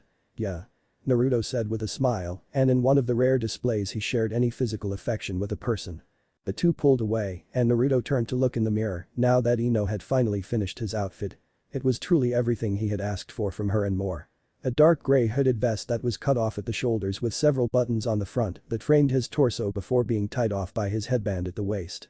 Underneath that he wore a loose long-sleeve shinobi shirt that matched his pants. They would have been baggy if it weren't for all of Ino's additions to the outfit. At the cutoff of his shoulders were two shoulder plates with dark navy blue trim. Similar plates were also located on his forearms and were the basis of his knee-high boots. The plates you are wearing were actually developed rather recently by the Konoha Shinobi Science Division. They are a lightweight alloy that is flexible, non-reflective, and the forearm portion has properties specifically tailored to assist with chakra control. "I heard you could use a bit of help with that," Ino explained with a smile.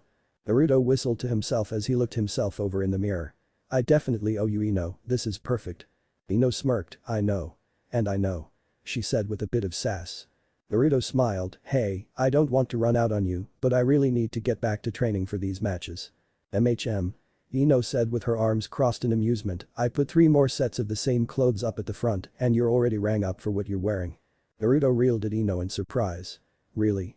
Ino, you're amazing," Naruto said as they moved to the register. "Haven't I already told you that I know? Come on now, get out of here," she teased finally as the blonde quickly paid for all of his items. Naruto chuckled, "Yes ma'am," he said. "Let me know if you ever need someone to go shopping with again," Ino yelled after him as he rushed off in his new threads. Time skip, 7 days till the finals. Naruto gave a heavy sigh as he walked down the street beside Mei. It was a sigh of relief. The training that he had been doing with Mei proved to help him incredibly so. Through the rather brutal physical training supplemented by medical chakra he was going through, his muscles had firmed up quite nicely. He felt significantly stronger than he ever had. His taijutsu had also improved dramatically under Mei's tutelage. His training with water manipulation had also improved. He could now manipulate the water through the air at quick speed, very similar to the way Gaara manipulated his sand. He had a feeling that his initial success was due to whatever chakra control properties were assisting him from his bracers.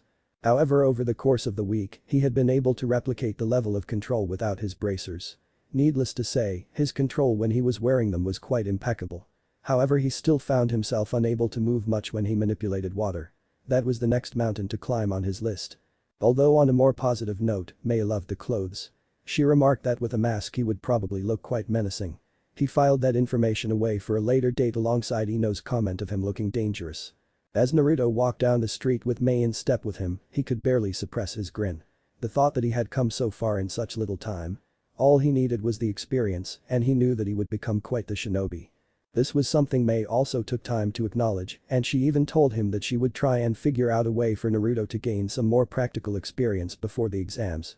Yet his happy and cheerful mood instantly turned cold as he rounded the corner on a restaurant. He then remembered exactly why he had been training and why he had needed to get new clothes in the first place. The boy's words had cut deep, and while the scar no longer hurt, they were still there. Niji was sitting in the outside area of the BBQ restaurant where they had their last encounter. Naruto grit his teeth at the thought of the past encounters he had with the boy over the past month. Mei had caught eye of Naruto's sudden stop. "Naruto, save your anger for the arena. You are better than this. If you both get into a fight now, you both could be disqualified. You winning the tournament and achieving the rank of Chunin is more important than a street brawl, remember that." "Oh, I'll remember it. Although if he says anything to me, I will say something back. And if touches me again," Naruto ranted off. "Naruto. If he touches you again, do nothing. Konoha has laws for a reason, and they will uphold them. Your task of victory will become much easier if your opponent gets himself disqualified for his actions," Mei said as she gently squeezed Naruto's shoulder.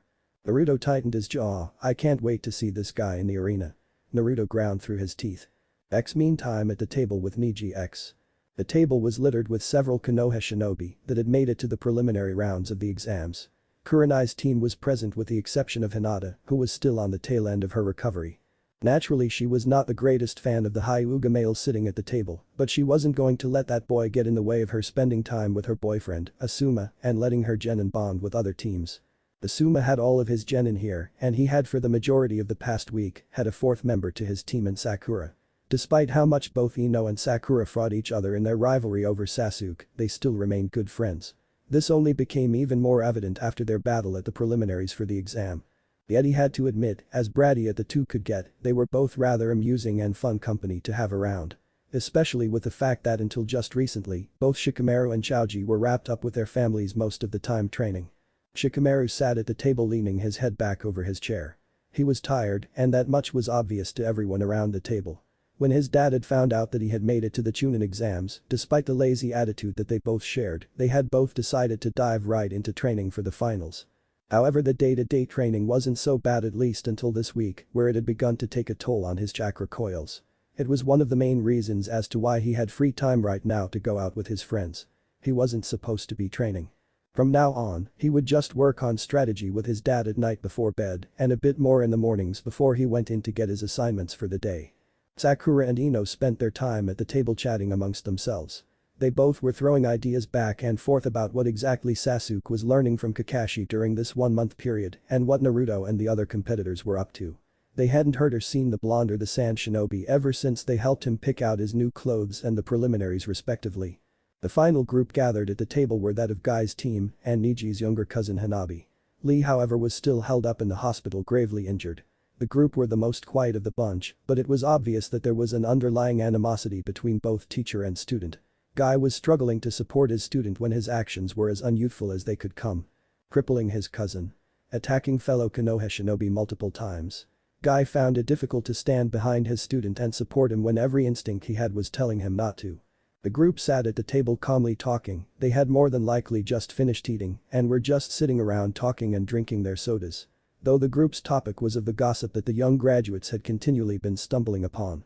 "Neji, I still don't understand how you could do that. He wasn't even trying to attack you," Tenten said in frustration, her rose-tinted glasses regarding her teammate slipping off her face. Everyone at the table knew that the subject was extremely touchy for the weapon user and that she felt extremely torn on trying to support her crush on the subject. Neji stayed silent and calmly took a sip of his tea before replying, "That boy runs around the village, proclaiming how great he is and how he will become Hokage. He is delusional and an academic failure that needed to be put in his place before his own arrogance and his abilities will truly hurt someone. Throughout his entire shinobi career, he has talked so much yet trained so little. However, despite this, no one has said anything for whatever reason. It is time that someone put him in his place. Beyond that fact, Tenten, my actions don't require any defense. If you put me in the same scenario, I would do it again." The group stayed silent at that, Kurenai giving the boy narrowed eyes as she let his words sink in. "Oh, and is that how you felt about Hinata as well?" Kurenai fired back. However, before the group could continue down the rather toxic subject, Naruto walked into the barbecue restaurant and suddenly everyone was forced to go through a level of deja vu. "Back for more, Naruto?" Neji said, immediately looking to get a rise out of the blonde. Mei gently clasped Naruto's shoulder as they continued to move on. "Don't pay attention," she whispered. "I see you have gotten yourself new clothes. It would be a shame if they got dirty again." Neji continued to taunt. Guy sat at the table, a pair of chopsticks snapping between his finger as he leveled a glare at his student. "Neji," Guy said in a warning voice. Although Neji continued and finally dead last, "You know your place." Although Guy wasn't the only one who had heard enough. Ino slammed her hand down on the table just as Tenten elbowed the boy in the ribs. "Neji. Stop this. I am merely stating a fact." Niji said as he sat up straight in his seat and returned to his food. Naruto, who had been staying silent trying his best to control himself, shrugged out of Mei's grip and spun around to face the group. "You know what? You don't get to call me that," Naruto said firmly. "A failure," Niji shot back.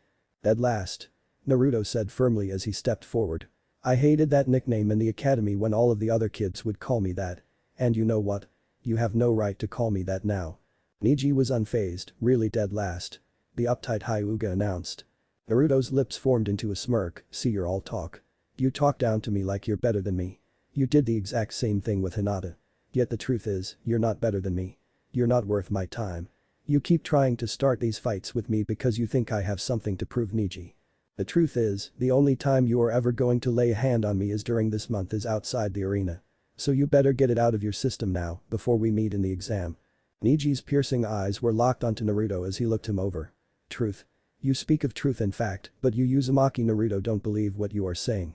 You talk big as well, Naruto, and hide yourself in new clothes. Yet you will still always be the dead last student of the academy that will never amount to nothing," Niji said coolly. "Enough." Guy yelled. "Naruto, if you wish it, you have my permission to challenge Niji to a duel right now, or I will gladly go with you to report his actions to the Hokage. Although if it is a duel you want, as his sensei, I accept on his behalf if you wish it," Guy said as he stood up, his eyes apologetic but brimming with both rage and disappointment. Naruto looked at Guy and smiled. "That's alright, Guy. That's unnecessary. I'll just wait for the tournament," Naruto explained as he forced himself to turn around. "You know that you wouldn't be the victor. You are already fated to lose that fight. Whether you choose to have it now or later doesn't matter." Naruto chuckled to himself. "Whatever, Niji. Why fight here when only a portion of the village will see?" Naruto said, finally brushing him off. "Indeed. Whatever. Because a village orphan will never amount to anything, and certainly not Hokage," Niji said bluntly as Naruto surged back around. "Stop it. Now." Hanabi, the younger sister of Hinata, yelled, standing up as Naruto was quickly approaching to get in Niji's face. Although in a familiar set of events as Naruto approached, Niji moved to strike. Niji launched up in an instant from his seat, his Byakugan activated and striking out with his hand in a familiar fashion, once again catching Naruto in the chest with his palm thrust. Although before anything could continue further, Guy quickly restrained Niji. Naruto had slid a few feet backwards with a wince. Although it wasn't the pain that hurt. The palm thrust was hard and chakra enhanced by the Hyuga family's typical Jyoken technique. The attack had outright torn a hole directly in the center chest piece of Naruto's new clothes. "No." Ino cried out in anger as she saw her work torn to shreds. "Not even a week," she cried out. Naruto grimaced and suddenly felt a great deal guiltier and unfortunate at the circumstance. The blow didn't hurt, but Ino's hard work being destroyed right in front of her did. "Naruto." Guy called out as he dragged Niji away, "Meet me at the Hokage Tower, and I will personally be there to testify on Niji's actions here today. What my student has done here is against the law and it will not be tolerated," Guy claimed. Naruto numbly nodded as he grabbed the tattered piece of cloth that was flapped over, exposing his chest. "Alright." As Guy removed Niji from the vicinity by force, the rest of those gathered around fell into a period of silence at what had just transpired. Naruto sighed as he tore at his now ruined shirt. "Well, I guess I'm going to go home and change," Naruto grumbled out. Mei, however, calmly fell in place beside Naruto as she gently put a hand on his shoulder. She knew exactly what needed to be said to plant that initial seed of doubt within the blonde. "So this is how Konoha displays its will of fire? I expected more," Mei asked, just loud enough for both Naruto and the group gathered around to hear. As the duo left, the remainder of the group was left with a deal of guilt hanging over their shoulders.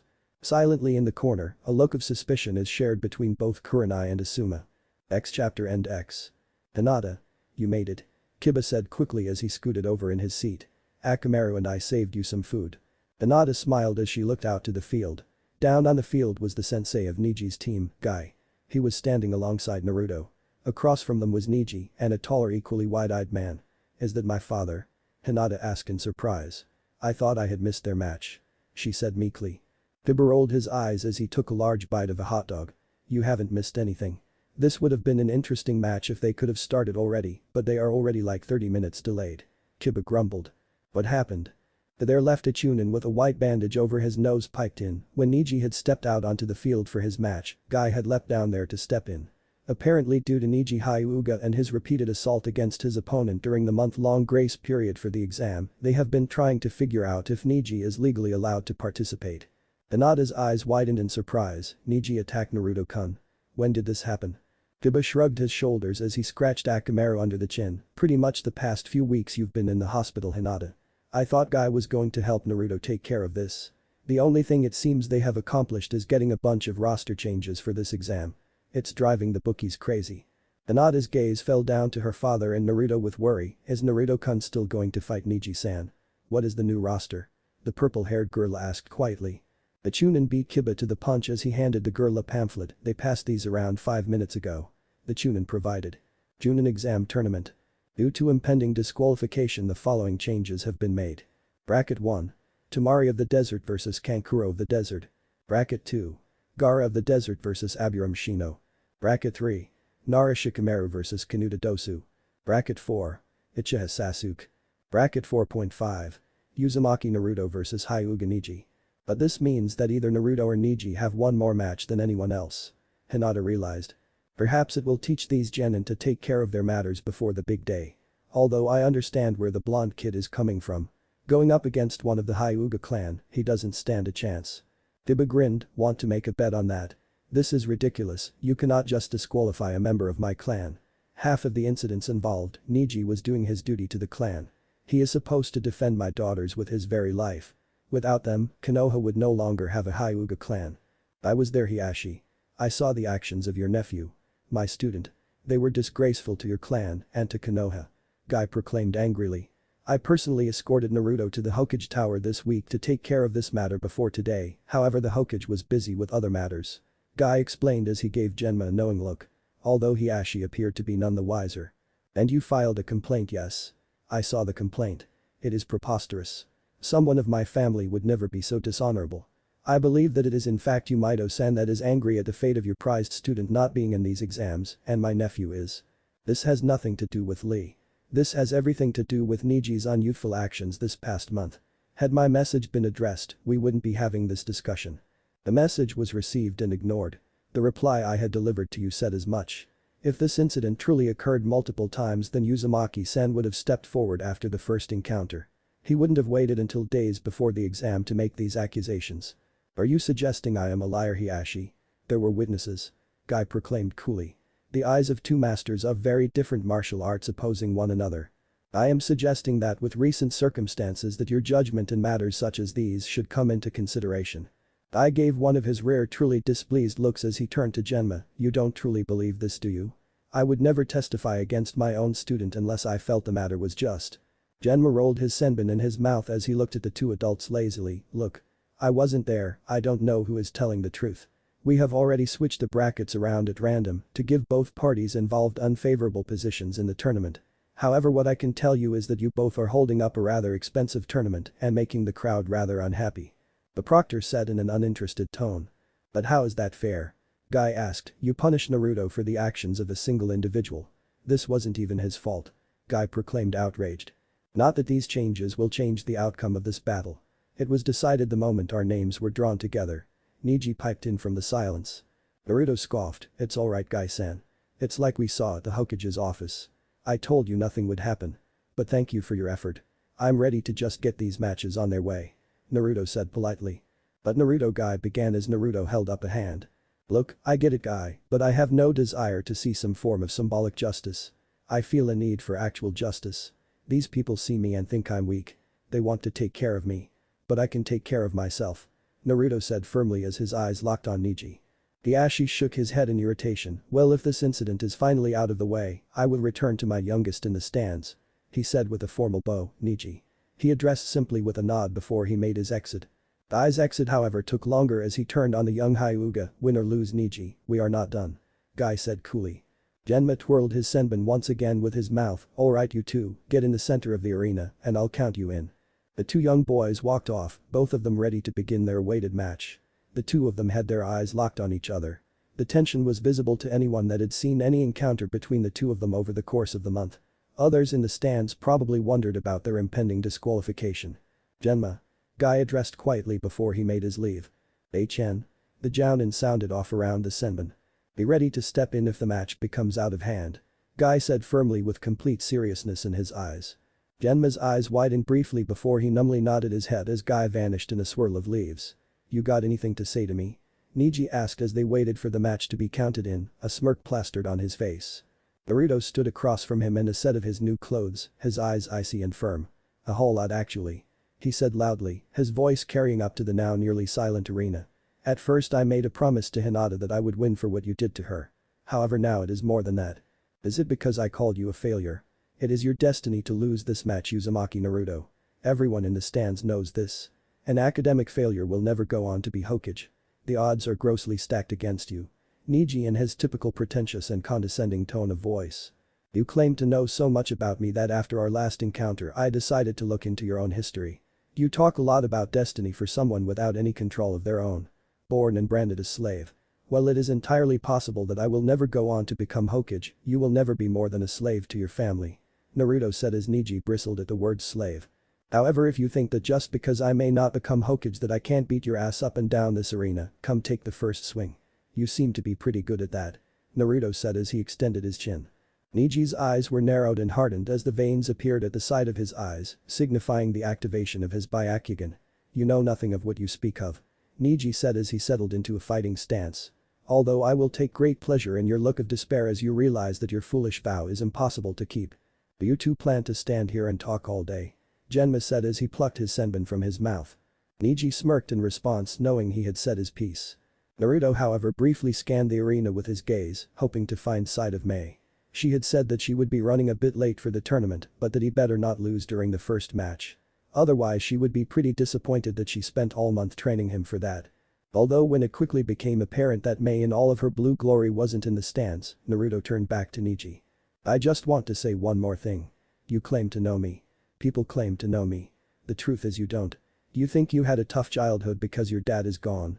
You? Living in your rich house babysitting your richer cousins. I grew up an orphan. Few people gave a shit about me and what I was doing with my life. However, I turned it around as best as I could and I became a ninja," Naruto said loudly. This wasn't just to Niji. This was something he had wanted to say to everyone that had doubted him or called him names for a long time. "I may not have earned myself good grades. I didn't even go to class that often. I was too busy vandalizing people's things for attention. Like you, I may not have respected the law, but I submitted to it when I was caught. Yet here you are caught and called out by your own sensei, and you hide behind your family's name as they bail you out of trouble you started because you come from some kind of royalty. Know that when this is said and done that you had asked for this." Naruto finished coolly as he gave a nod to the proctor. Niji smirked in response to Naruto's speech.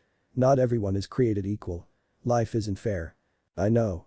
Genma looked between the two of them before he called the match. "Begin." "Nice of you to join us, Guy," the silver-haired Jounin remarked with a grin behind his mask. "Looks like I'm not late for once."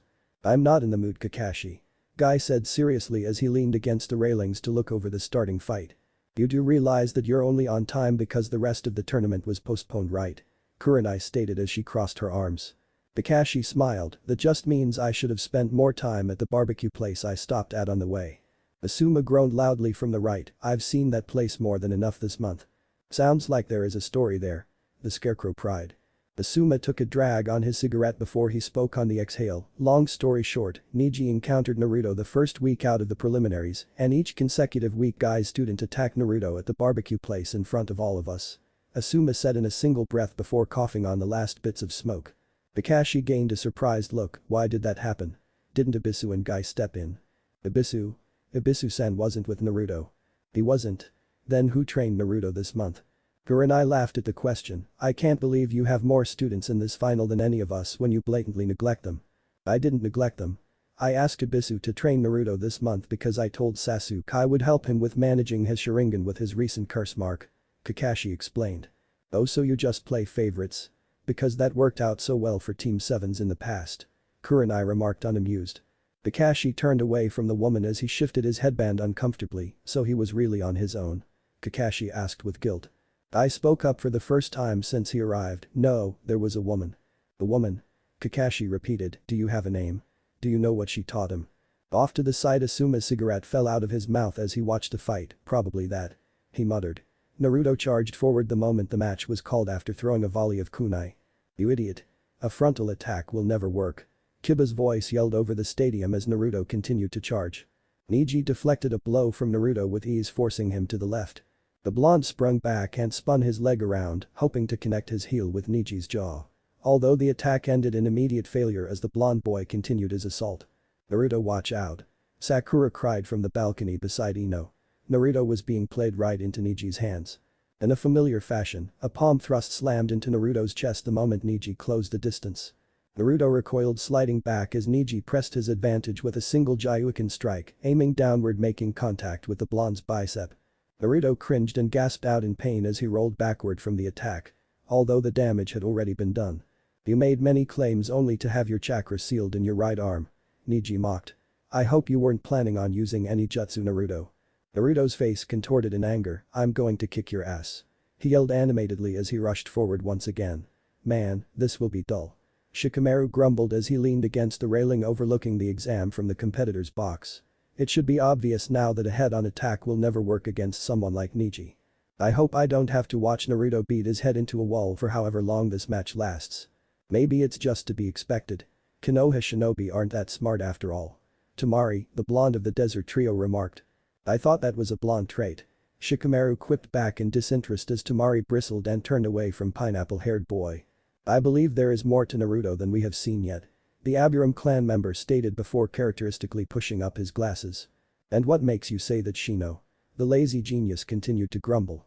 "All of us in this room have spent the last month training for this event. Naruto has not displayed any technique, not even his clones. Perhaps he is planning something," Shino suggested. Shikamaru rolled his eyes. "I'm pretty good friends with Naruto. Naruto and plans are usually mutually exclusive. If you believe that, then you don't really know him that well," Naruto's teammate said from his position near the back of the room. He stood in the shadows, his eyes closed and arms crossed, uninterested in the fight going on below.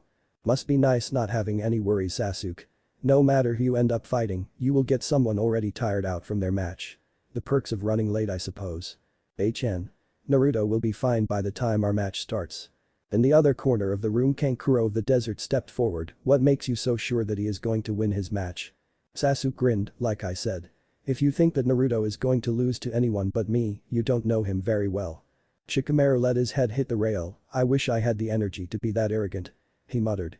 Shino lowered his glasses with a raised eyebrow as he leaned in closer to get a better look. "It appears that Sasuke may in fact be correct, Shikamaru."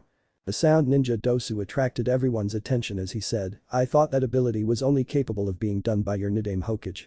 The definition of insanity is performing the same action over and over again expecting a different outcome. Your delusions of grandeur suddenly make sense if this is your intended tactic to defeat me." Niji poised as he went through the familiar series of blocks. "You are still the loud, incompetent, dead last shinobi from the academy," Niji said as one of his blocks sent Naruto to the ground. Naruto swung out with his foot following through the same assault he had just completed. However, where the assault had ended the past 2 times, this one did not. As Niji moved in to strike Naruto with his palm, the blonde chopped downward through the air with his hand. Overhead, a large and heavy pool of water immediately materialized and slammed down on Niji's crown.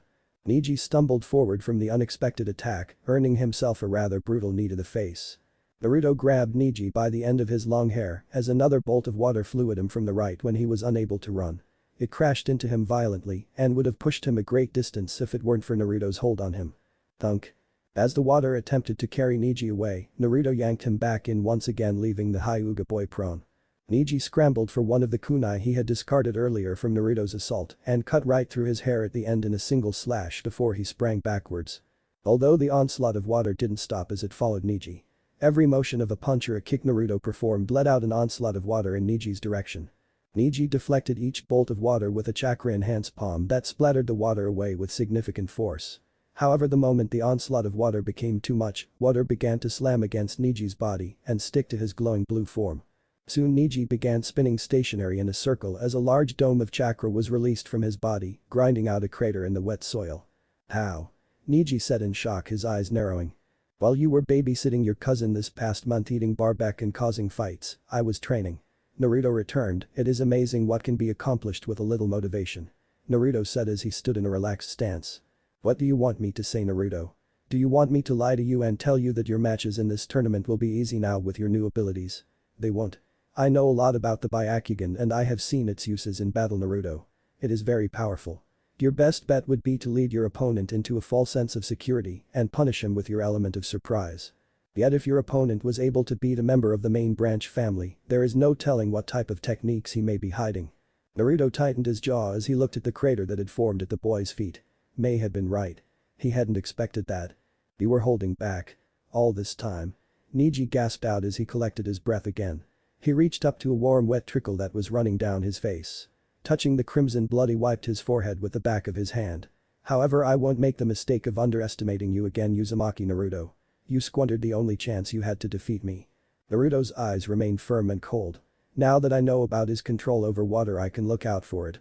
Although I can no longer afford to wait for him to come to me. I may run out of energy before him if I choose to do that, Neji thought to himself. I need to strike fast. I can defeat him in close.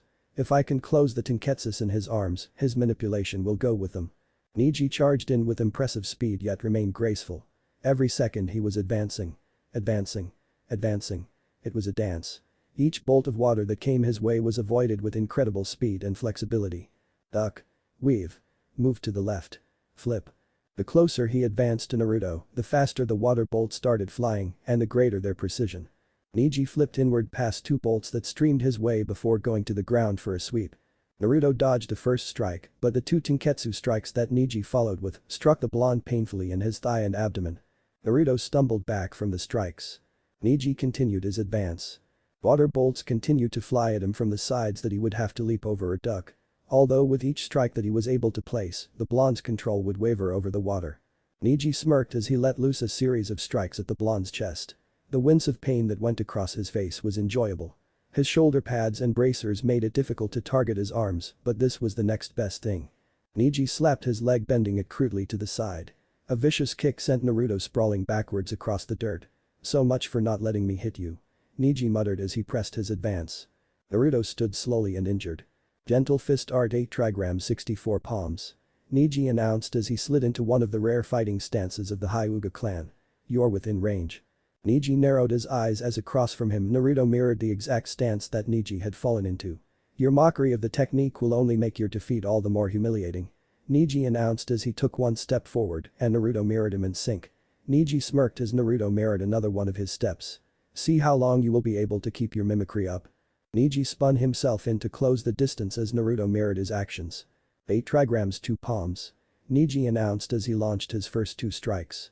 Although Neji's eyes widened as Naruto had copied the exact same movements as his fingers connected directly with Neji's. 4 palms.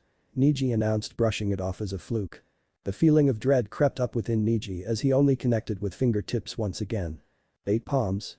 16 palms. 32 palms. The crowd was on their feet to see down into the arena at what was unfolding before them. This is impossible. He is going through the movements before he even sees that I am doing them. He isn't copying them. He's performing them. Neji realized as he called out, 8 trigrams 64 palms. The moment the technique was over with, Neji stood in shock before getting a vicious punch delivered directly to his jaw. That's not possible. He is not an Uchiha, Neji thought as he was knocked flying through the air backwards. Hanabi groaned before cracking her knuckles. I will deal with this one, father. Hanabi said casually as she hopped out of her seat. The ashy head snapped from the battle unfolding to his daughter. Deal with what, Hanabi? Hiashi asked incredulously. The Ashi's youngest daughter stretched her arms across her chest. You saw what happened down there. First Neji using main branch techniques, now someone not even a part of the clan using them. Who do you think is responsible for that? It is our duty as members of the main branch to defend our secrets. You always taught me that. Hanabi said as she completed her stretching. The Ashi's gaze softened. Indeed I did, Hanabi, but this is not your place. That is a duty for the head of the clan. Hanabi put her hands on her hips. So? I intend to take your place one day, father, and make you proud. These are things that I will have to do. Why can't I start now? The Ashi sighed as he tried his best to pay attention to his daughter as the exciting fight continued to unfold. Because Hanabi, that day is far away. Then there is still your sister who is your eldest. So what?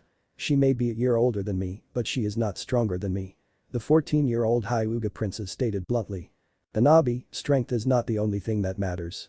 Of course not. Hanabi said, shaking her head, you have taught me that things such as respect and honor also matter. And that matters right now. I also taught you to respect your elders. Then should I get my sister to do it? Because she has trouble confronting a spider in the corner of her room. Hanabi declared bitterly. Hanabi, sit down. Hiashi declared as people began to stare at their argument. Hanabi scoffed, I'm going for a walk. Go ahead and watch this fight that makes our clan look like a joke. Hanabi. Hiashi called after his fiercely independent daughter. Neji stood up as Naruto walked forward like a predator stalking its prey. Quickly Neji reached into his pouch and launched a shuriken with each step he took. Naruto, mirroring Neji's own skill earlier at dodging bursts of water, ducked under and sidestepped the oncoming shuriken with ease. Neji closed in with a desperate palm strike aimed the blonde's chest. Although the attack never connected as Naruto's hand snapped out with equal speed and caught the Hyuga by the wrist. In Naruto's free hand he spun a kunai down to poise it at Neji's neck and earn the win. Neji grit his teeth as the moment the kunai would have been close enough to count for a victory, a blue glowing layer of chakra appeared just above Neji's skin. You think you are the only one willing to do whatever it takes? Neji yelled to Naruto as he broke his own arm within the blonde's grip before he rapidly began to spin as blue chakra emanated from his body. Peyton. Naruto-kun. Hinata gasped at the sight. Get out of there, you idiot. Kiba yelled as he leapt out of his seat. Geez, that Neji kid. That's not how you go and make Chunin. The bandaged Chunin muttered. Might be a way to win though. His friend remarked. The bandaged Chunin rolled his eyes as he looked over to the two emotional teens beside him. No. Not really. Kid won't stand a chance with a broken arm. Neji held his broken arm painfully as the dust died down from his katen. His attack had made another crater in the ground where he stood. Across from him Naruto stood tall, but his clothes were pretty beat up and ragged. Red spots signifying blood were beginning to appear underneath his clothes. It was obvious that the last katen had done some damage. I can't believe I am about to lose this battle. How could he have known the 8 trigrams technique? No one outside of the main branch family knew that technique until me. Neji cursed. If I am going to lose, I will make it so that he can no longer compete either, Neji thought with his jaw tightened in pain. Naruto began another slow predatory walk towards Neji as the young Hyuga struggled to get into another fighting stance. Although that didn't seem to be a pace Neji agreed with. Neji charged forward with a battle cry as his impressive footwork whirled him into a spinning mass of chakra in an instant as he closed in on Naruto. At this range there was no way the blonde could possibly dodge the technique. However, the moment Neji would have made contact with Naruto, the blonde boy extended his hand as Neji abruptly stopped his spin. Neji's eyes opened wide in shock. How? Kakashi, prepare to go down there with me and end the match if Genma cannot do it on his own. Guy said as he stood up straighter at the sight. His words immediately sent his friends into alarm.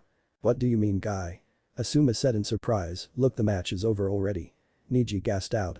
He can't keep using that katen so freely, not at his age. I don't mean to just stop the match, I mean in case we must stop Naruto.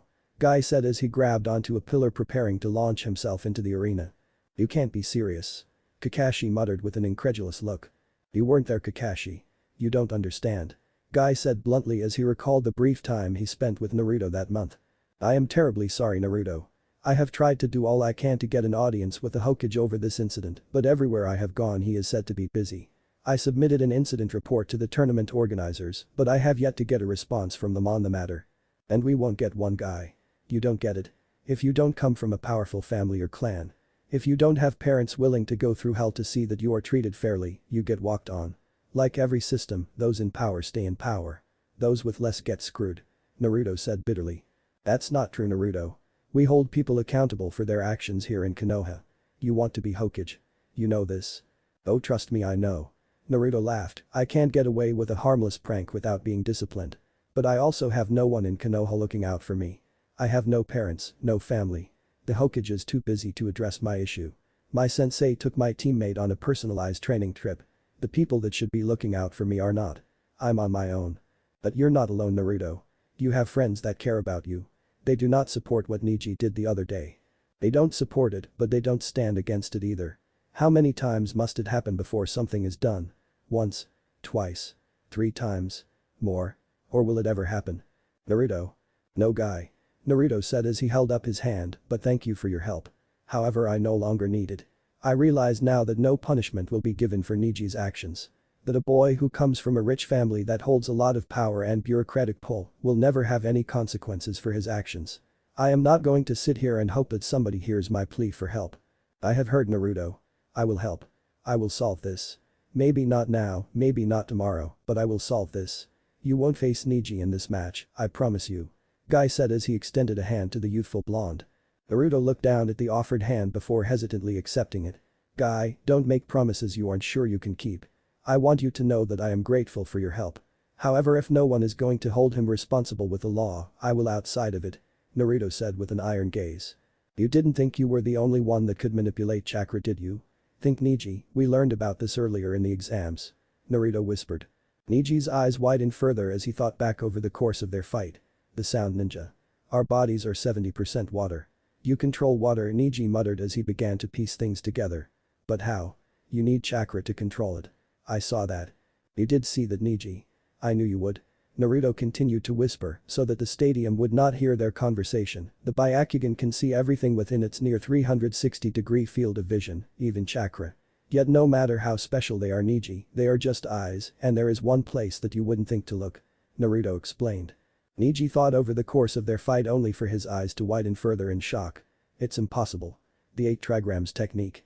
Naruto smirked, you said earlier that I told you I wasn't going to get hit. Well, that was foolish of me.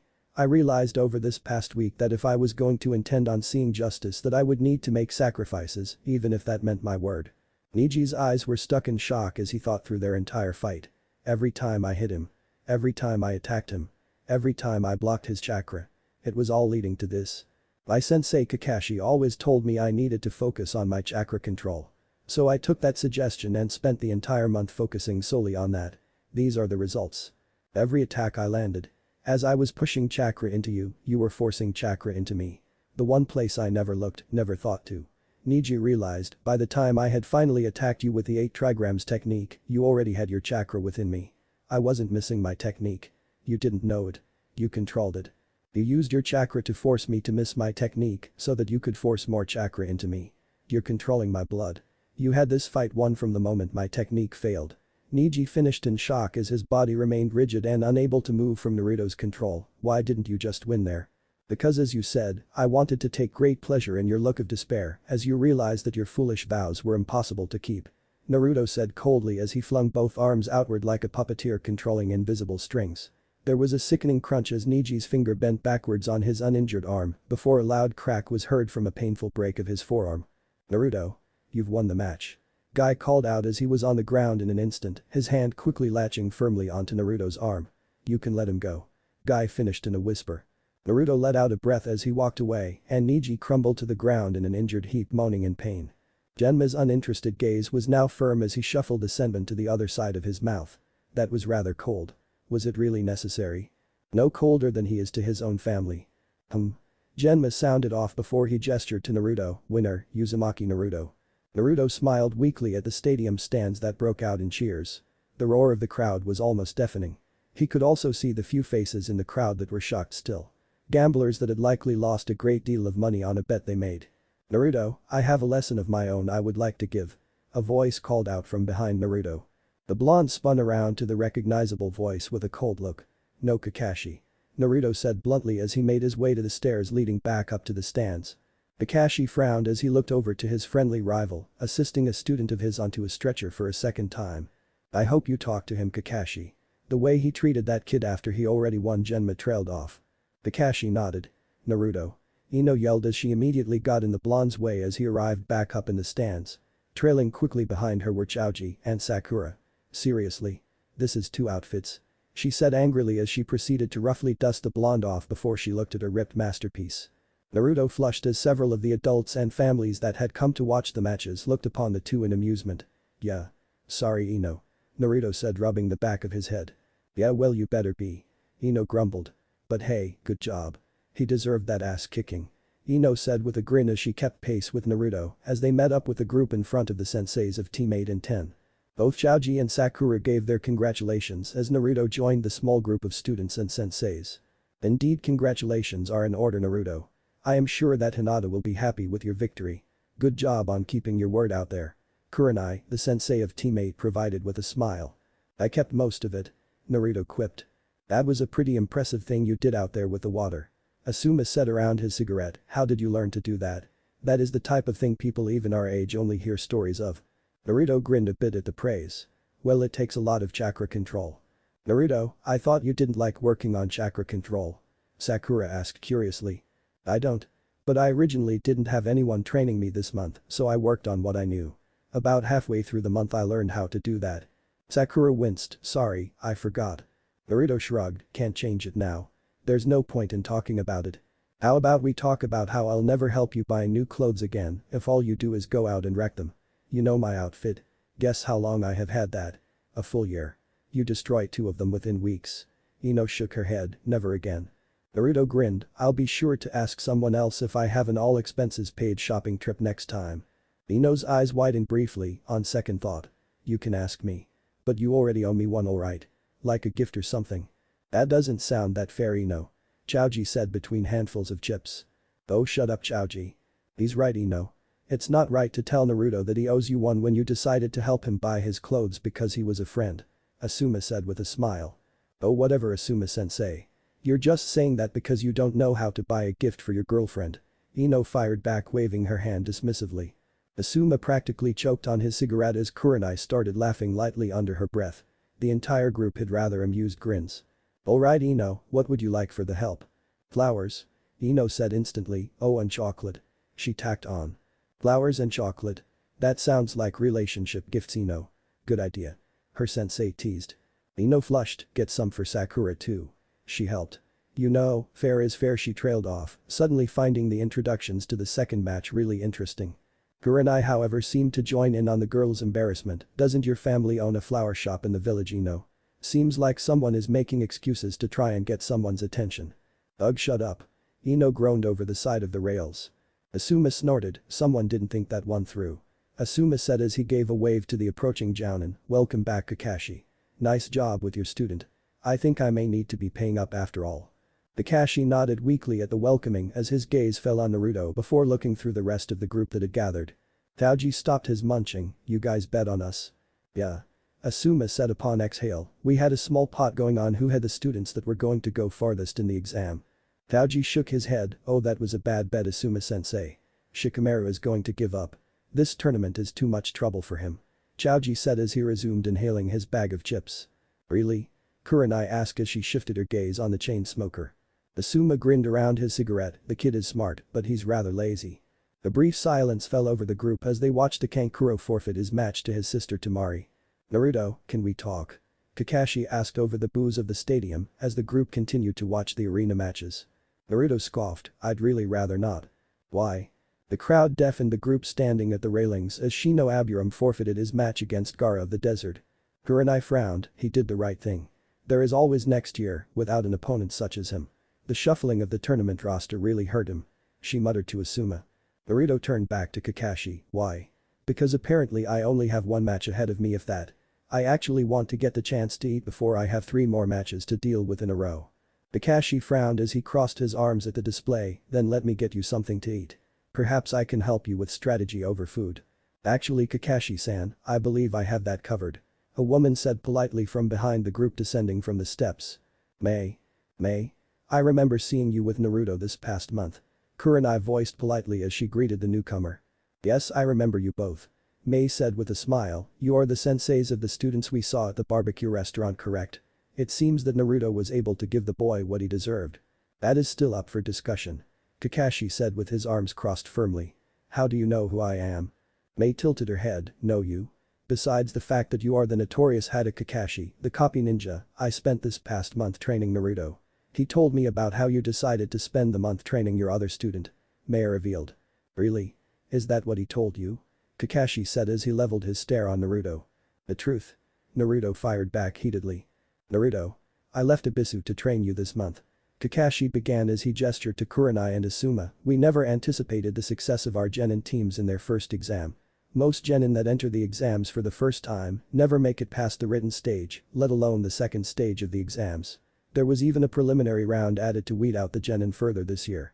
Kakashi explained. Is there a point to all of this? I told you I didn't want to talk and I wanted to go eat. Naruto said in anger. Naruto, I had to make a choice. I couldn't train you both. Really? Somehow I find that hard to believe. The things I taught Sasuke this month, I couldn't teach you, Naruto. You don't have the affinity for it. So instead you simply chose Sasuke over me. That's fair, right? Naruto asked in anger. I mean, why not train us in something you could train both of us in? It's not like we were even in the same bracket. Naruto continued before he held up his hand, oh, and before you might start. If you can only train us one at a time, you shouldn't be a teacher. Those gathered around were watching the scene unfold as wide-eyed onlookers. Asuma had even lightly whistled to himself as he turned his attention back to his student going down to the arena floor for his match. Kakashi sighed heavily as he dropped his head, look Naruto, I'm sorry. I made a mistake. I made a judgment call. You made a mistake. But if you want to go ahead and make judgment calls that involve you turning your back on me, you don't get to stand here and criticize the ones I make. Naruto. Sakura yelped in surprise as the argument continued to grow. Naruto was nearly red in anger as it just kept spilling out. Well, this fight looks like it is going to take a while. Kurenai attempted to change the subject as her eyes darted between the gathered party. Well, thank Kami for that. Naruto grumbled as he snatched the food Mei had brought over for him before storming off. Although before he even got 5 steps away he spun on his heel. Oh, and you know what? You told me from day one that those who break the rules are trash, but those who abandon their comrades are worse than that. Well, guess what? Neji broke the rules. Guess what you did? Naruto finished as he stormed off in anger. Kakashi sighed and shook his head with a look of remorse. Awfully convenient for you to stumble upon Naruto like that. The man whispered as Naruto continued on his way. Mei gave a smile. Well, unlike what you may believe, I didn't find Naruto or seek him out. He found me and asked me for help because he claimed he had no one else to turn to. Kakashi adopted a guilty look as Mei casually walked away following after Naruto. I hope you know you deserve that, Kakashi. Kurenai spoke up briefly, tearing her attention from the match below. Imagine if Minato had chosen to train Obito over you and how you would have felt. Kakashi winced at the thought. I thought Abisu would have trained him, Kakashi muttered as he watched Mei and Naruto retreat into the stands. Kakashi. Asuma addressed through the cigarette between his lips, you do realize that Naruto knocked Abisu unconscious with a naked hinge, right? There was a whole incident with my nephew Konohamaru. You can't expect the boy to train with a man he can't respect. I thought Naruto was just saying that to try and get me to train him. That actually happened. The copy ninja asked both in surprise and disappointment. Kakashi-sensei, what else did you say to Naruto before you left to go train Sasuke? He has been like this the whole month, even when me and Ino helped him buy his new clothes. Sakura asked meekly, knowing she was butting into a conversation between her superiors. Well, Naruto, of the 3 students that I teach in the Team 7, you're the one with the worst basic skills. Have him teach it to you thoroughly this time. Kakashi winced as the memory replayed over in his head. I told him he needed to work on his chakra control. Don't worry, Sakura, I made a mistake, but I will fix this. I promise. Kakashi said as he gave his best smile, gently squeezing the young genin's shoulder. Sakura nodded meekly, I hope so, sensei. I don't know what got into him, but he wasn't being himself this past month. Kakashi nodded, filing away the information. Although he had gathered a bit of that himself. Daoji, who had been sitting off to the side munching on his bags of chips, finally spoke up for the first time. Well, what if Naruto is just acting how he normally would? Like, what if he is just more confident in his abilities now after training? Chaoji asked. The group fell silent at that thought, resigning to watch the match play out between Shikamaru and Dosu. You know that you could try and resolve your problems with your sensei with a bit more tact. Mei said as she slid into a seat next to the blonde teen. If you followed me to take his side, I am really not in the mood. Naruto grumbled as he continued to go through the food Mei had given him. Occasionally people would walk by and give the blonde nods of respect for his previous match, bringing the briefest of smiles to Naruto's face. It has nothing to do sides, Naruto. If there was one, I would be on yours. You could finish this tournament in first place, and then what? What if you end up not getting promoted and end up returning to your team? Then I will get a transfer. If I win the tournament, any team should want me. Running isn't the answer to your problems. Mei gently reprimanded. It seemed like it was Kakashi's answer for this month. Run off. Screw what happens to me. Not even the slightest bit of regret. Naruto said sourly before he set aside his empty bowl. That isn't true, Naruto. Sometimes in life people make a choice between what they feel is right and what is easy. For someone who isn't taking sides, you seem to have a rather keen opinion about it. For someone who had a complete stranger take them in, train them, buy them clothes at their expense, and support you for an entire month, you seem to be really hung up on Kakashi's absence. Mei fired back, all the while smiling. Naruto seemed to shrink at that note. Sorry. He mumbled, I just can't believe he would try and complain to me about what I do in my battles. He didn't help me at all. Well, he did tell you to work on chakra control. Mei said with an amused smirk. Not funny. Naruto drawled as he watched the fight pan out. Shikamaru was doing his best to stay at range in the shadows of the wall. The sound engine on Dosu's arm being the major threat. Although he doubted anyone knew just how far that sound engine could actually reach. Perhaps a little. Mei offered, so how did you do that out there? I've never seen anything like that. Really? Like I have said in our training, Naruto, what you are able to do is very rare. Few people in history has shown to have the chakra necessary to apply this technique that you do. It was largely unexplored territory for us as we trained Naruto. I was really just going to teach you water techniques until I saw you were making actual progress. Naruto adopted a thoughtful look at that. Oh, well, it's not really that interesting. Ever since I started practicing this technique I have felt my chakra sticking to other people. It didn't really even dawn on me why until we started going over the other opponents in the tournament. That Dosu guy said that our bodies are made up of around 70% water and it kinda just clicked. Although I didn't realize I could do that until just the other day. Wait, you were controlling the water in his body? Mei asked in surprise. Yeah, something like that. Naruto returned with a grin rubbing the back of his head. Mei smiled at that and wrapped an arm around Naruto's shoulder. Well, I'm impressed, Naruto. I don't think I'll ever be able to do that. I'm proud of you. Naruto flushed lightly at the embrace. Thanks. Naruto said quietly, his teenage body certainly taking notice of the beautiful woman beside him. So have you thought about how you are going to go into your match with Sasuke?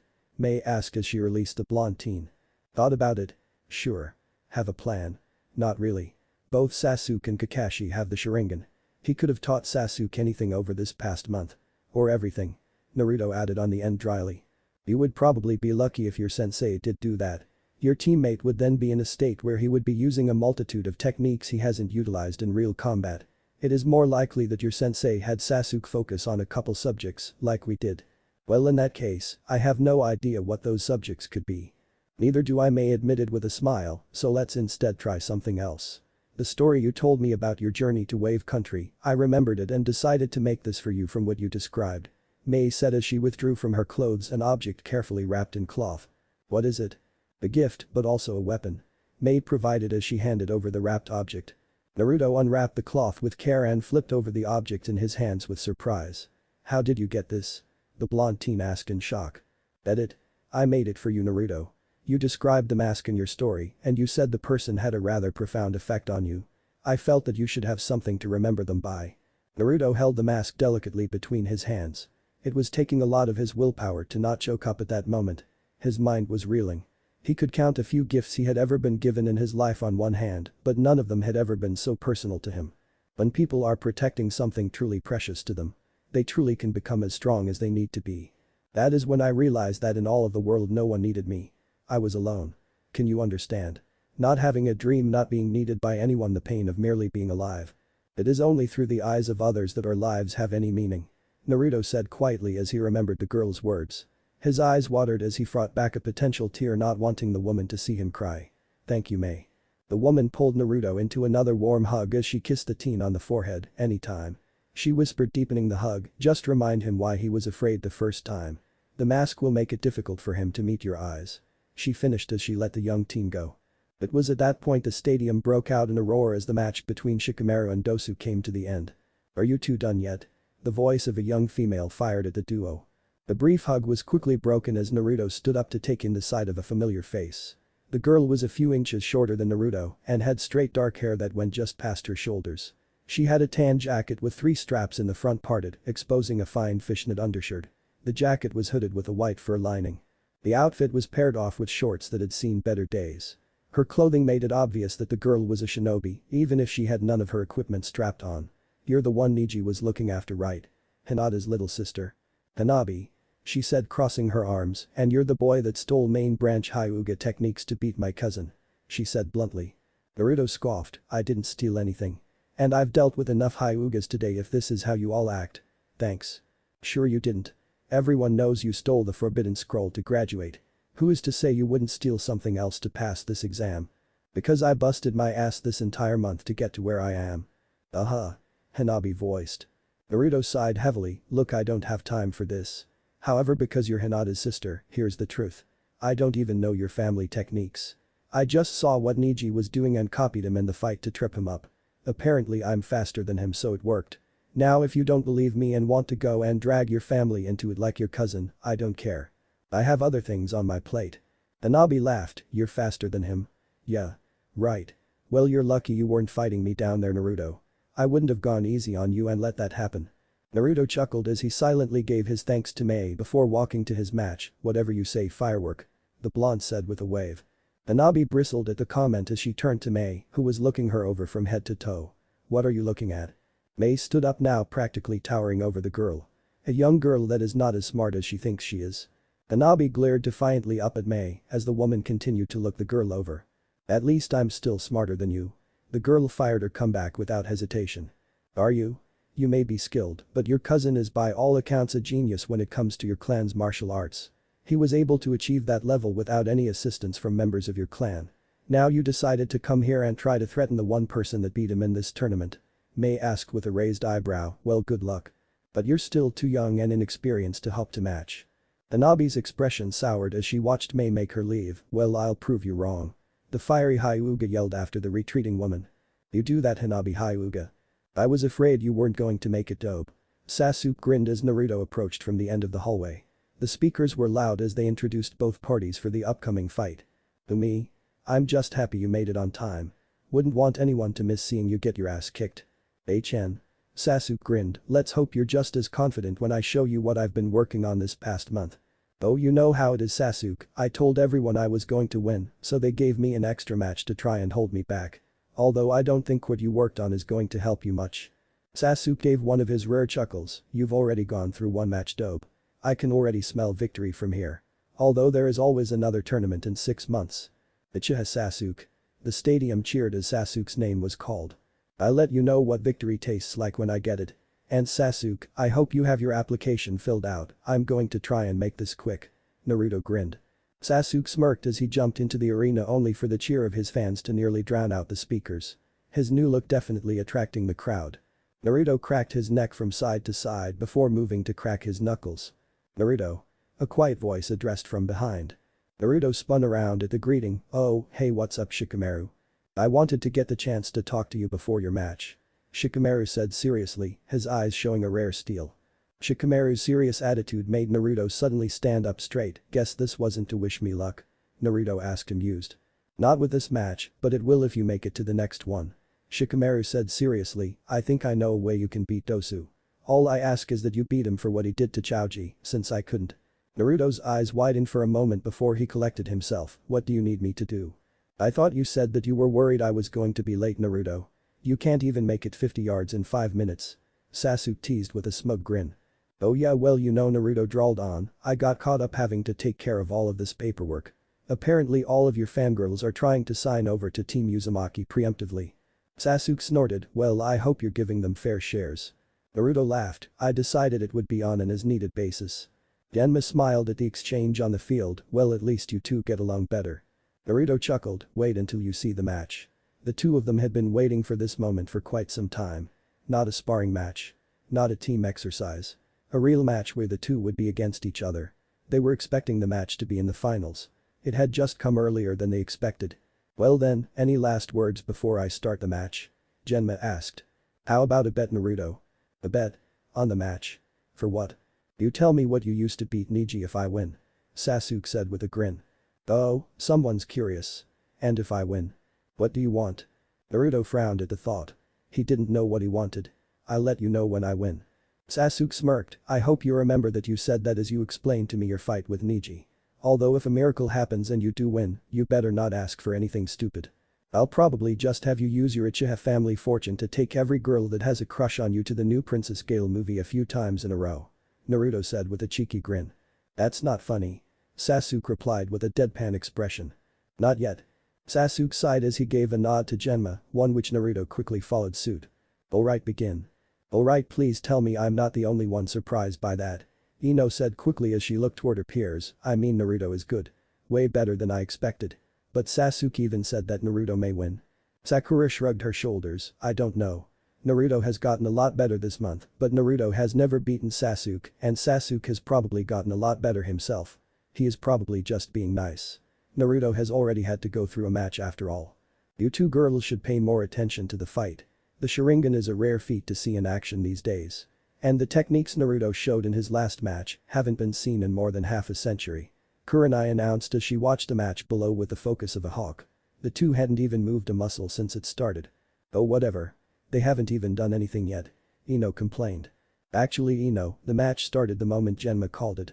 Kakashi said as he gazed upon his students. Naruto tightened his jaw as he looked across at Sasuke. He didn't want to charge headlong into his teammate, but the longer they stood there, the more things didn't sit right with the blonde. What are you waiting for Sasuke? Before the thought had time to process Naruto was sent sailing through the air with a significant pain in his jaw. How? Naruto thought in surprise as he immediately sprang back to his feet when he hit the ground. Sasuke stood across from him with a smirk on his face. Naruto gently wiped his bleeding lip before giving a heavy breath. Genjutsu Naruto realized as his blue eyes locked with Sasuke's red ones. The one on the door. Sasuke's smirk increased as he entered a fighting stance. I was wondering if you would figure it out. The false surroundings technique. You couldn't see it then, and you still can't see it now. Naruto fumed at that. I didn't think you were the type to sit back and resort to illusions. Who said anything about sitting back, Naruto? That was all me. Sasuke said, flexing his fingers. Naruto shook his head as he quickly halted the flow of his chakra before restarting it once again in a burst of chakra. The act forced away blades of grass and dust. That won't happen again, Sasuke. I'd hope not. I wanted to beat you with what I learned this month. Not something I learned before we even entered the exam. Sasuke replied with a smirk. Show me. Naruto replied, grinning as he settled into a fighting stance of his own. Sasuke charged. Whoa. He's so fast. Sakura said as she clutched the rails, watching the new turn in the fight. Sasuke had taken the lead from the beginning, but now he was a blur of speed. Naruto appeared to barely be holding his own, deflecting and dodging the attacks. I had Sasuke working on his speed for the majority of our month together. He is probably close to the same speed as Guy's student Lee, with his weights removed. Kakashi revealed, Naruto will likely have a hard time keeping up with an opponent such as that after a while. But Kakashi, Sasuke wasn't always slated to fight Naruto. He was going to fight the boy from Suna. Why did you work on his speed? Asuma asked with his cigarette hanging loosely in his mouth. For the other part of the training I taught him, which was specifically for his fight with Gaara. Kakashi said as he carried on watching the fight. That must have been an interesting form of training you forced Sasuke to go through then. Although I believe Naruto may surprise you. He is quicker than you think. The voice of Mei called out on her approach. Welcome back, Mei-san. Kurenai greeted politely, come to watch the match. Mei smiled in response, I have. I gave Naruto some advice for this match, so I am hoping that it works out for him in his favor. He is likely already winded after the last match he had not too long ago against Neji. Sasuke's training was intended to give him the speed to get around Gaara's sand in the same fashion as Lee, while using ninjutsu to take advantage of the opening his speed created. Kakashi reported, what was your intention for Naruto? The Jounin pride. Mei politely smiled, I had a similar goal, although quite different. I knew that attempting to get Naruto up to the speed of Lee he described in the preliminaries would be quite difficult. Instead we chose to work on his reaction speed. Your student Sasuke may be faster than Naruto on foot, however locked in combat, I believe Naruto's speed will surprise you. The two genin had been trading attacks back and forth in rapid succession. This skirmish was by far the most exciting of the tournament thus far. It was one long ongoing fight. A war of attrition and endurance. Sasuke's red eyes followed Naruto's every movement. The intercepting fist was prepared for every strike Naruto could throw. Although some strikes Naruto could throw were not tangible. The two had maintained a close distance between one another, where kicks had been nearly rendered impossible. Naruto threw out a left-right combination into an uppercut. Sasuke dodged in quick succession. It was Hinata's match versus Neji all over again. Naruto followed with an uppercut that narrowly missed Sasuke, who spun around on his heel with a spinning backhand. Naruto flipped backwards in place, the backhand sailing past the tip of his nose. Following the tips of his feet was a torrent of water that materialized out of the air. Sasuke jumped backwards, his hand to his mouth in a familiar seal. The name of the ability was drowned out by the sound of the raging flaming ball that spewed forth from his lips. Naruto dove away to the path of least resistance, his body rolling across the dirt floor. Although just like Sasuke's notorious eyes, his methods for prediction were far more advanced than other shinobi his age. A rain of kunai and shuriken fanned out just where Naruto had landed. Naruto quickly fell on his back, a clone immediately popping into existence on top of the blonde. What are you? The clone muttered before stopping as a volley of assorted metal weapons pierced its back. Not even a moment after the weapon struck, the clone popped out of existence with the metal weapons clattering on the blonde's chest.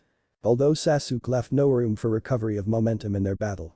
His superior speed on his feet carried him to Naruto nearly in an instant. The vicious kick to the chest sent Naruto sailing into the air. The Uchiha genius showing his worth as the rest of his plan came to the forefront.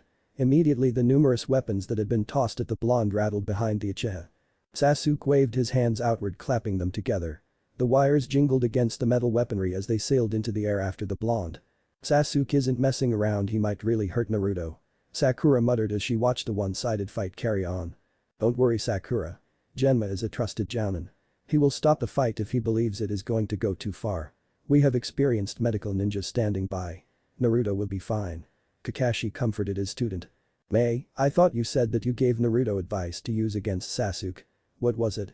Kurenai asked skeptically. Asuma snorted out smoke, whatever it was doesn't appear to be helping much. Mei however was unfazed by the comment, I have always felt that in my youth the hardest part about being a shinobi was dealing with being afraid. I felt that fear of loss, of death was just the path to failure. As a child I realized I needed to train myself to let go of everything I feared to lose. I told Naruto if he could make Sasuke feel that same fear he once felt, then perhaps he would barely need to fight at all. Ino snorted, as if anything could scare Sasuke-kun.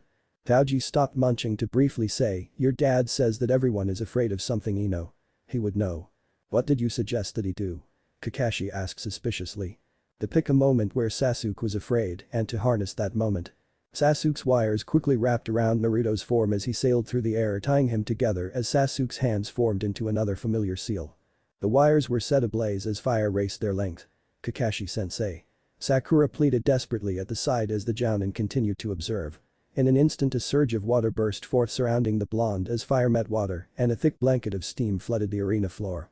The excitement of the crowd and the cheering had all but gone silent as they tried to peer into the misty aftermath of the exciting play of events they just witnessed. Although up in the stands, a voice from the mist bled into the ears of the members of Team 7, causing a chill to run up their spine. 8 points. Larynx, spine, lungs, liver, jugular, subclavian artery, kidneys, heart. Now which will be the place I sever first? Kakashi-sensei thought that's Abusa's voice. Sakura said with her voice trembling. Kakashi's gaze had hardened as he recognized the voice of the man that could have taken his life, if not for his own hubris. I know Sakura. Kakashi said coolly as he turned to Mei. This was your suggestion. Mei was equally wide-eyed as she heard the voice, no. Not this. I didn't know about this. She said her own voice trembling. Although it didn't hold the same fear that Sakura's held. It held something else entirely. While a clever ploy, using past tormentors is a cruel way to defeat another shinobi of Konoha in battle, and Sasuke has more dangerous ones than most. Kurenai addressed, the mistress of illusions not keen on the foul play being displayed. Mei shook her head, I never suggested an illusion. I anticipated he would do something else. Sasuke froze at the sound of the voice that once had him paralyzed in fear. The torrent of water shot up into the sky and quickly began to barrage down in bullets that were leaving holes in the dirt trailing toward Sasuke. Sasuke-kun. Snap out of it. Sakura's voice yelled louder than anyone else's from the stadium stands. Sasuke shook his head and brought himself back to reality at the last second as he narrowly dodged the rain of water bullets that drilled holes into dirt where he had just been standing. You move well but this time I'll stop you. Another voice said from behind Sasuke that made the young genin tense up again in fear. Sasuke immediately dove away again in desperation as he backed himself into the wall. Enough of these tricks Naruto. That fight is over. You died. Sasuke yelled before he focused his gaze on the blonde. Oh man. Sasuke is starting to lose it. Naruto is getting into his head. Chaoji mumbled around a mouthful of food. Oh shut up Chaoji, no one asked you. Ino said sourly as she watched her crush slowly break down on the field. Sakura trembled silently as she looked upon the mask that had nearly ended the lives of her two teammates. Across from him stood a hooded figure in an all too familiar mask that had once been worn by a shinobi that had nearly killed him in the past. The mist shinobi emblem carved into the mask just as it had been the first time. But did I truly die that day?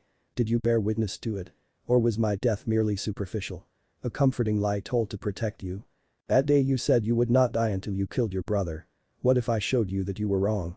The soft voice of the hunter ninja spoke from behind the mask. Sasuke's eyes grew wide as his chakra surged, anger evident on his face as he stared at the masked ninja. If you intend to kill me, I will take you with me. Sasuke roared charging forward.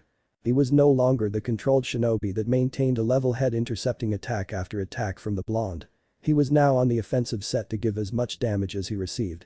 As a punch connected with Sasuke and blow was delivered in turn to the masked shinobi. Amidst the battle and exchange of blows Sasuke continued to roar at each attack. When I was a boy Sasuke said exchanging blows, my brother took my family from me. Sasuke yelled as another blow connected, only for several to be returned to him. Sasuke jumped backwards at lightning arst and gathered from the ground across his soaked form, gathering into a ball of light in his hand. Then he took my childhood. Sasuke said coldly. Sasuke. No. Kakashi yelled as he already placed one foot on the railing. You taught him that. Asuma yelled another cigarette wasted as it spilled from his mouth falling to the arena floor. Are you insane? Kurenai criticized, he is a boy. An unstable one. I taught him that because Sasuke is like me. Kakashi replied angrily as he saw his technique used against the very people he made it to protect. Like you are the poster child for stability Kakashi. Kurenai fired back without hesitation. Kakashi ignored her. "I'm going in," he said as he prepared to launch himself into the arena just as Mei latched onto his arm. "If you do this, you forfeit on Sasuke's behalf," Mei said coolly. "Sasuke isn't thinking straight right now. Look at him," Kakashi demanded. Down on the arena floor black markings had begun to crawl up his neck. "And all of this was done by your plan. Naruto trained hard from this month and I won't see this opportunity stripped from him because his own sensei refuses to have faith in him," Mei fired back. "You are not his sensei," Kakashi yelled back as he jumped down to the arena floor, with Mei following after him. Sasuke had rushed forward charging the masked shinobi of his nightmares, with lightning crackling in his hand. "Chidori," he yelled. "Genma," Kakashi yelled as he reached the floor. He would have been on time if it weren't for his unpredictable student who charged Sasuke at equal speed. Genma would never have the time to stop the match. Sasuke surged forward with his arm aiming for Naruto's torso as the entire crowd's breath hitched and held to the sound of chirping birds. An explosion immediately rocked the arena floor as the event seemed to play out for everyone watching. Genma was rushing to stop the clashing genin in the center of the arena. Kakashi had been forcibly restrained by the blue-clothed mate Terumi at the edge of the arena floor. Sasuke stood in the middle of the arena with his hand crackling and energy firmly buried. Naruto stood across from the red-eyed shinobi, one hand pointed to the ground, the other wrapped firmly around Sasuke's neck. The Chidori was firmly planted into the earth just as it had been initially planned for as the electricity continued to burn through the belts and bandages on his arm. When Genma arrived next to the duo, his chest was heaving from the adrenaline of seeing one of Konoha's deadliest assassination jutsus used on another shinobi of Konoha and failing. Sasuke's Sharingan faded into the black onyx orbs characteristic of his clan as a look of defeat flashed over his face. The black tattoos that had threatened to creep up his entire face faded away. Naruto dropped Sasuke to the ground as he still kept one hand firmly pointed to the ground where Sasuke's burned arm remained stuck in the soil. Quickly the blonde removed his mask and crouched down beside Sasuke. "Hey, Sasuke, I'm sorry," Naruto muttered an apology. Sasuke's head fell forward as he numbly nodded his in reply, unwilling to look Naruto in the eye. Black markings that threatened to creep up his neck retreated back down his shoulder. "You were right Naruto, back when we were kids," Sasuke muttered. "Right about what Sasuke? You would grow stronger than me. But you always have been Naruto. You don't feel fear. Not when we were kids. And not since our first mission. Sasuke, everyone is afraid of something. What matters is how we chose to face our fears," Naruto replied quietly as he gently patted his teammate on the shoulder. Genma looked between the two genin before looking to Sasuke's hand firmly stuck in the soil. Genma's gaze found Naruto's once again curiously, "What you can do. I have never seen or heard anything like it, ever. You could make a difference in this village." Naruto gave a weak smile as his heart swelled at the acknowledgement. Naruto relinquished his hold over Sasuke and returned his arm to his side as he took a step away from his opponent. "Winner. Uzumaki Naruto," Genma proclaimed loudly. The entire stadium roared both in shock and amazement at the incredible and flashy performance that had just been displayed by the two shinobi. Off to the side of Genma and the genin stood a stunned Kakashi with his arm no longer firmly restrained by Mei. "You may not approve of what I did just now, but if you give all of your students a fair chance, they all have the opportunity to surprise you as Naruto did just now," Mei said calmly. Not seconds later, a shower of shinobi rained down in a circle around her. What if Kakashi calls Naruto worthless Sasuke bashing, and thanks for watching my video till the end. If you enjoy this content then do consider subscribing to my channel and leave a like if you guys need the next part, comment down, and thanks for watching the video and see you guys in the next video.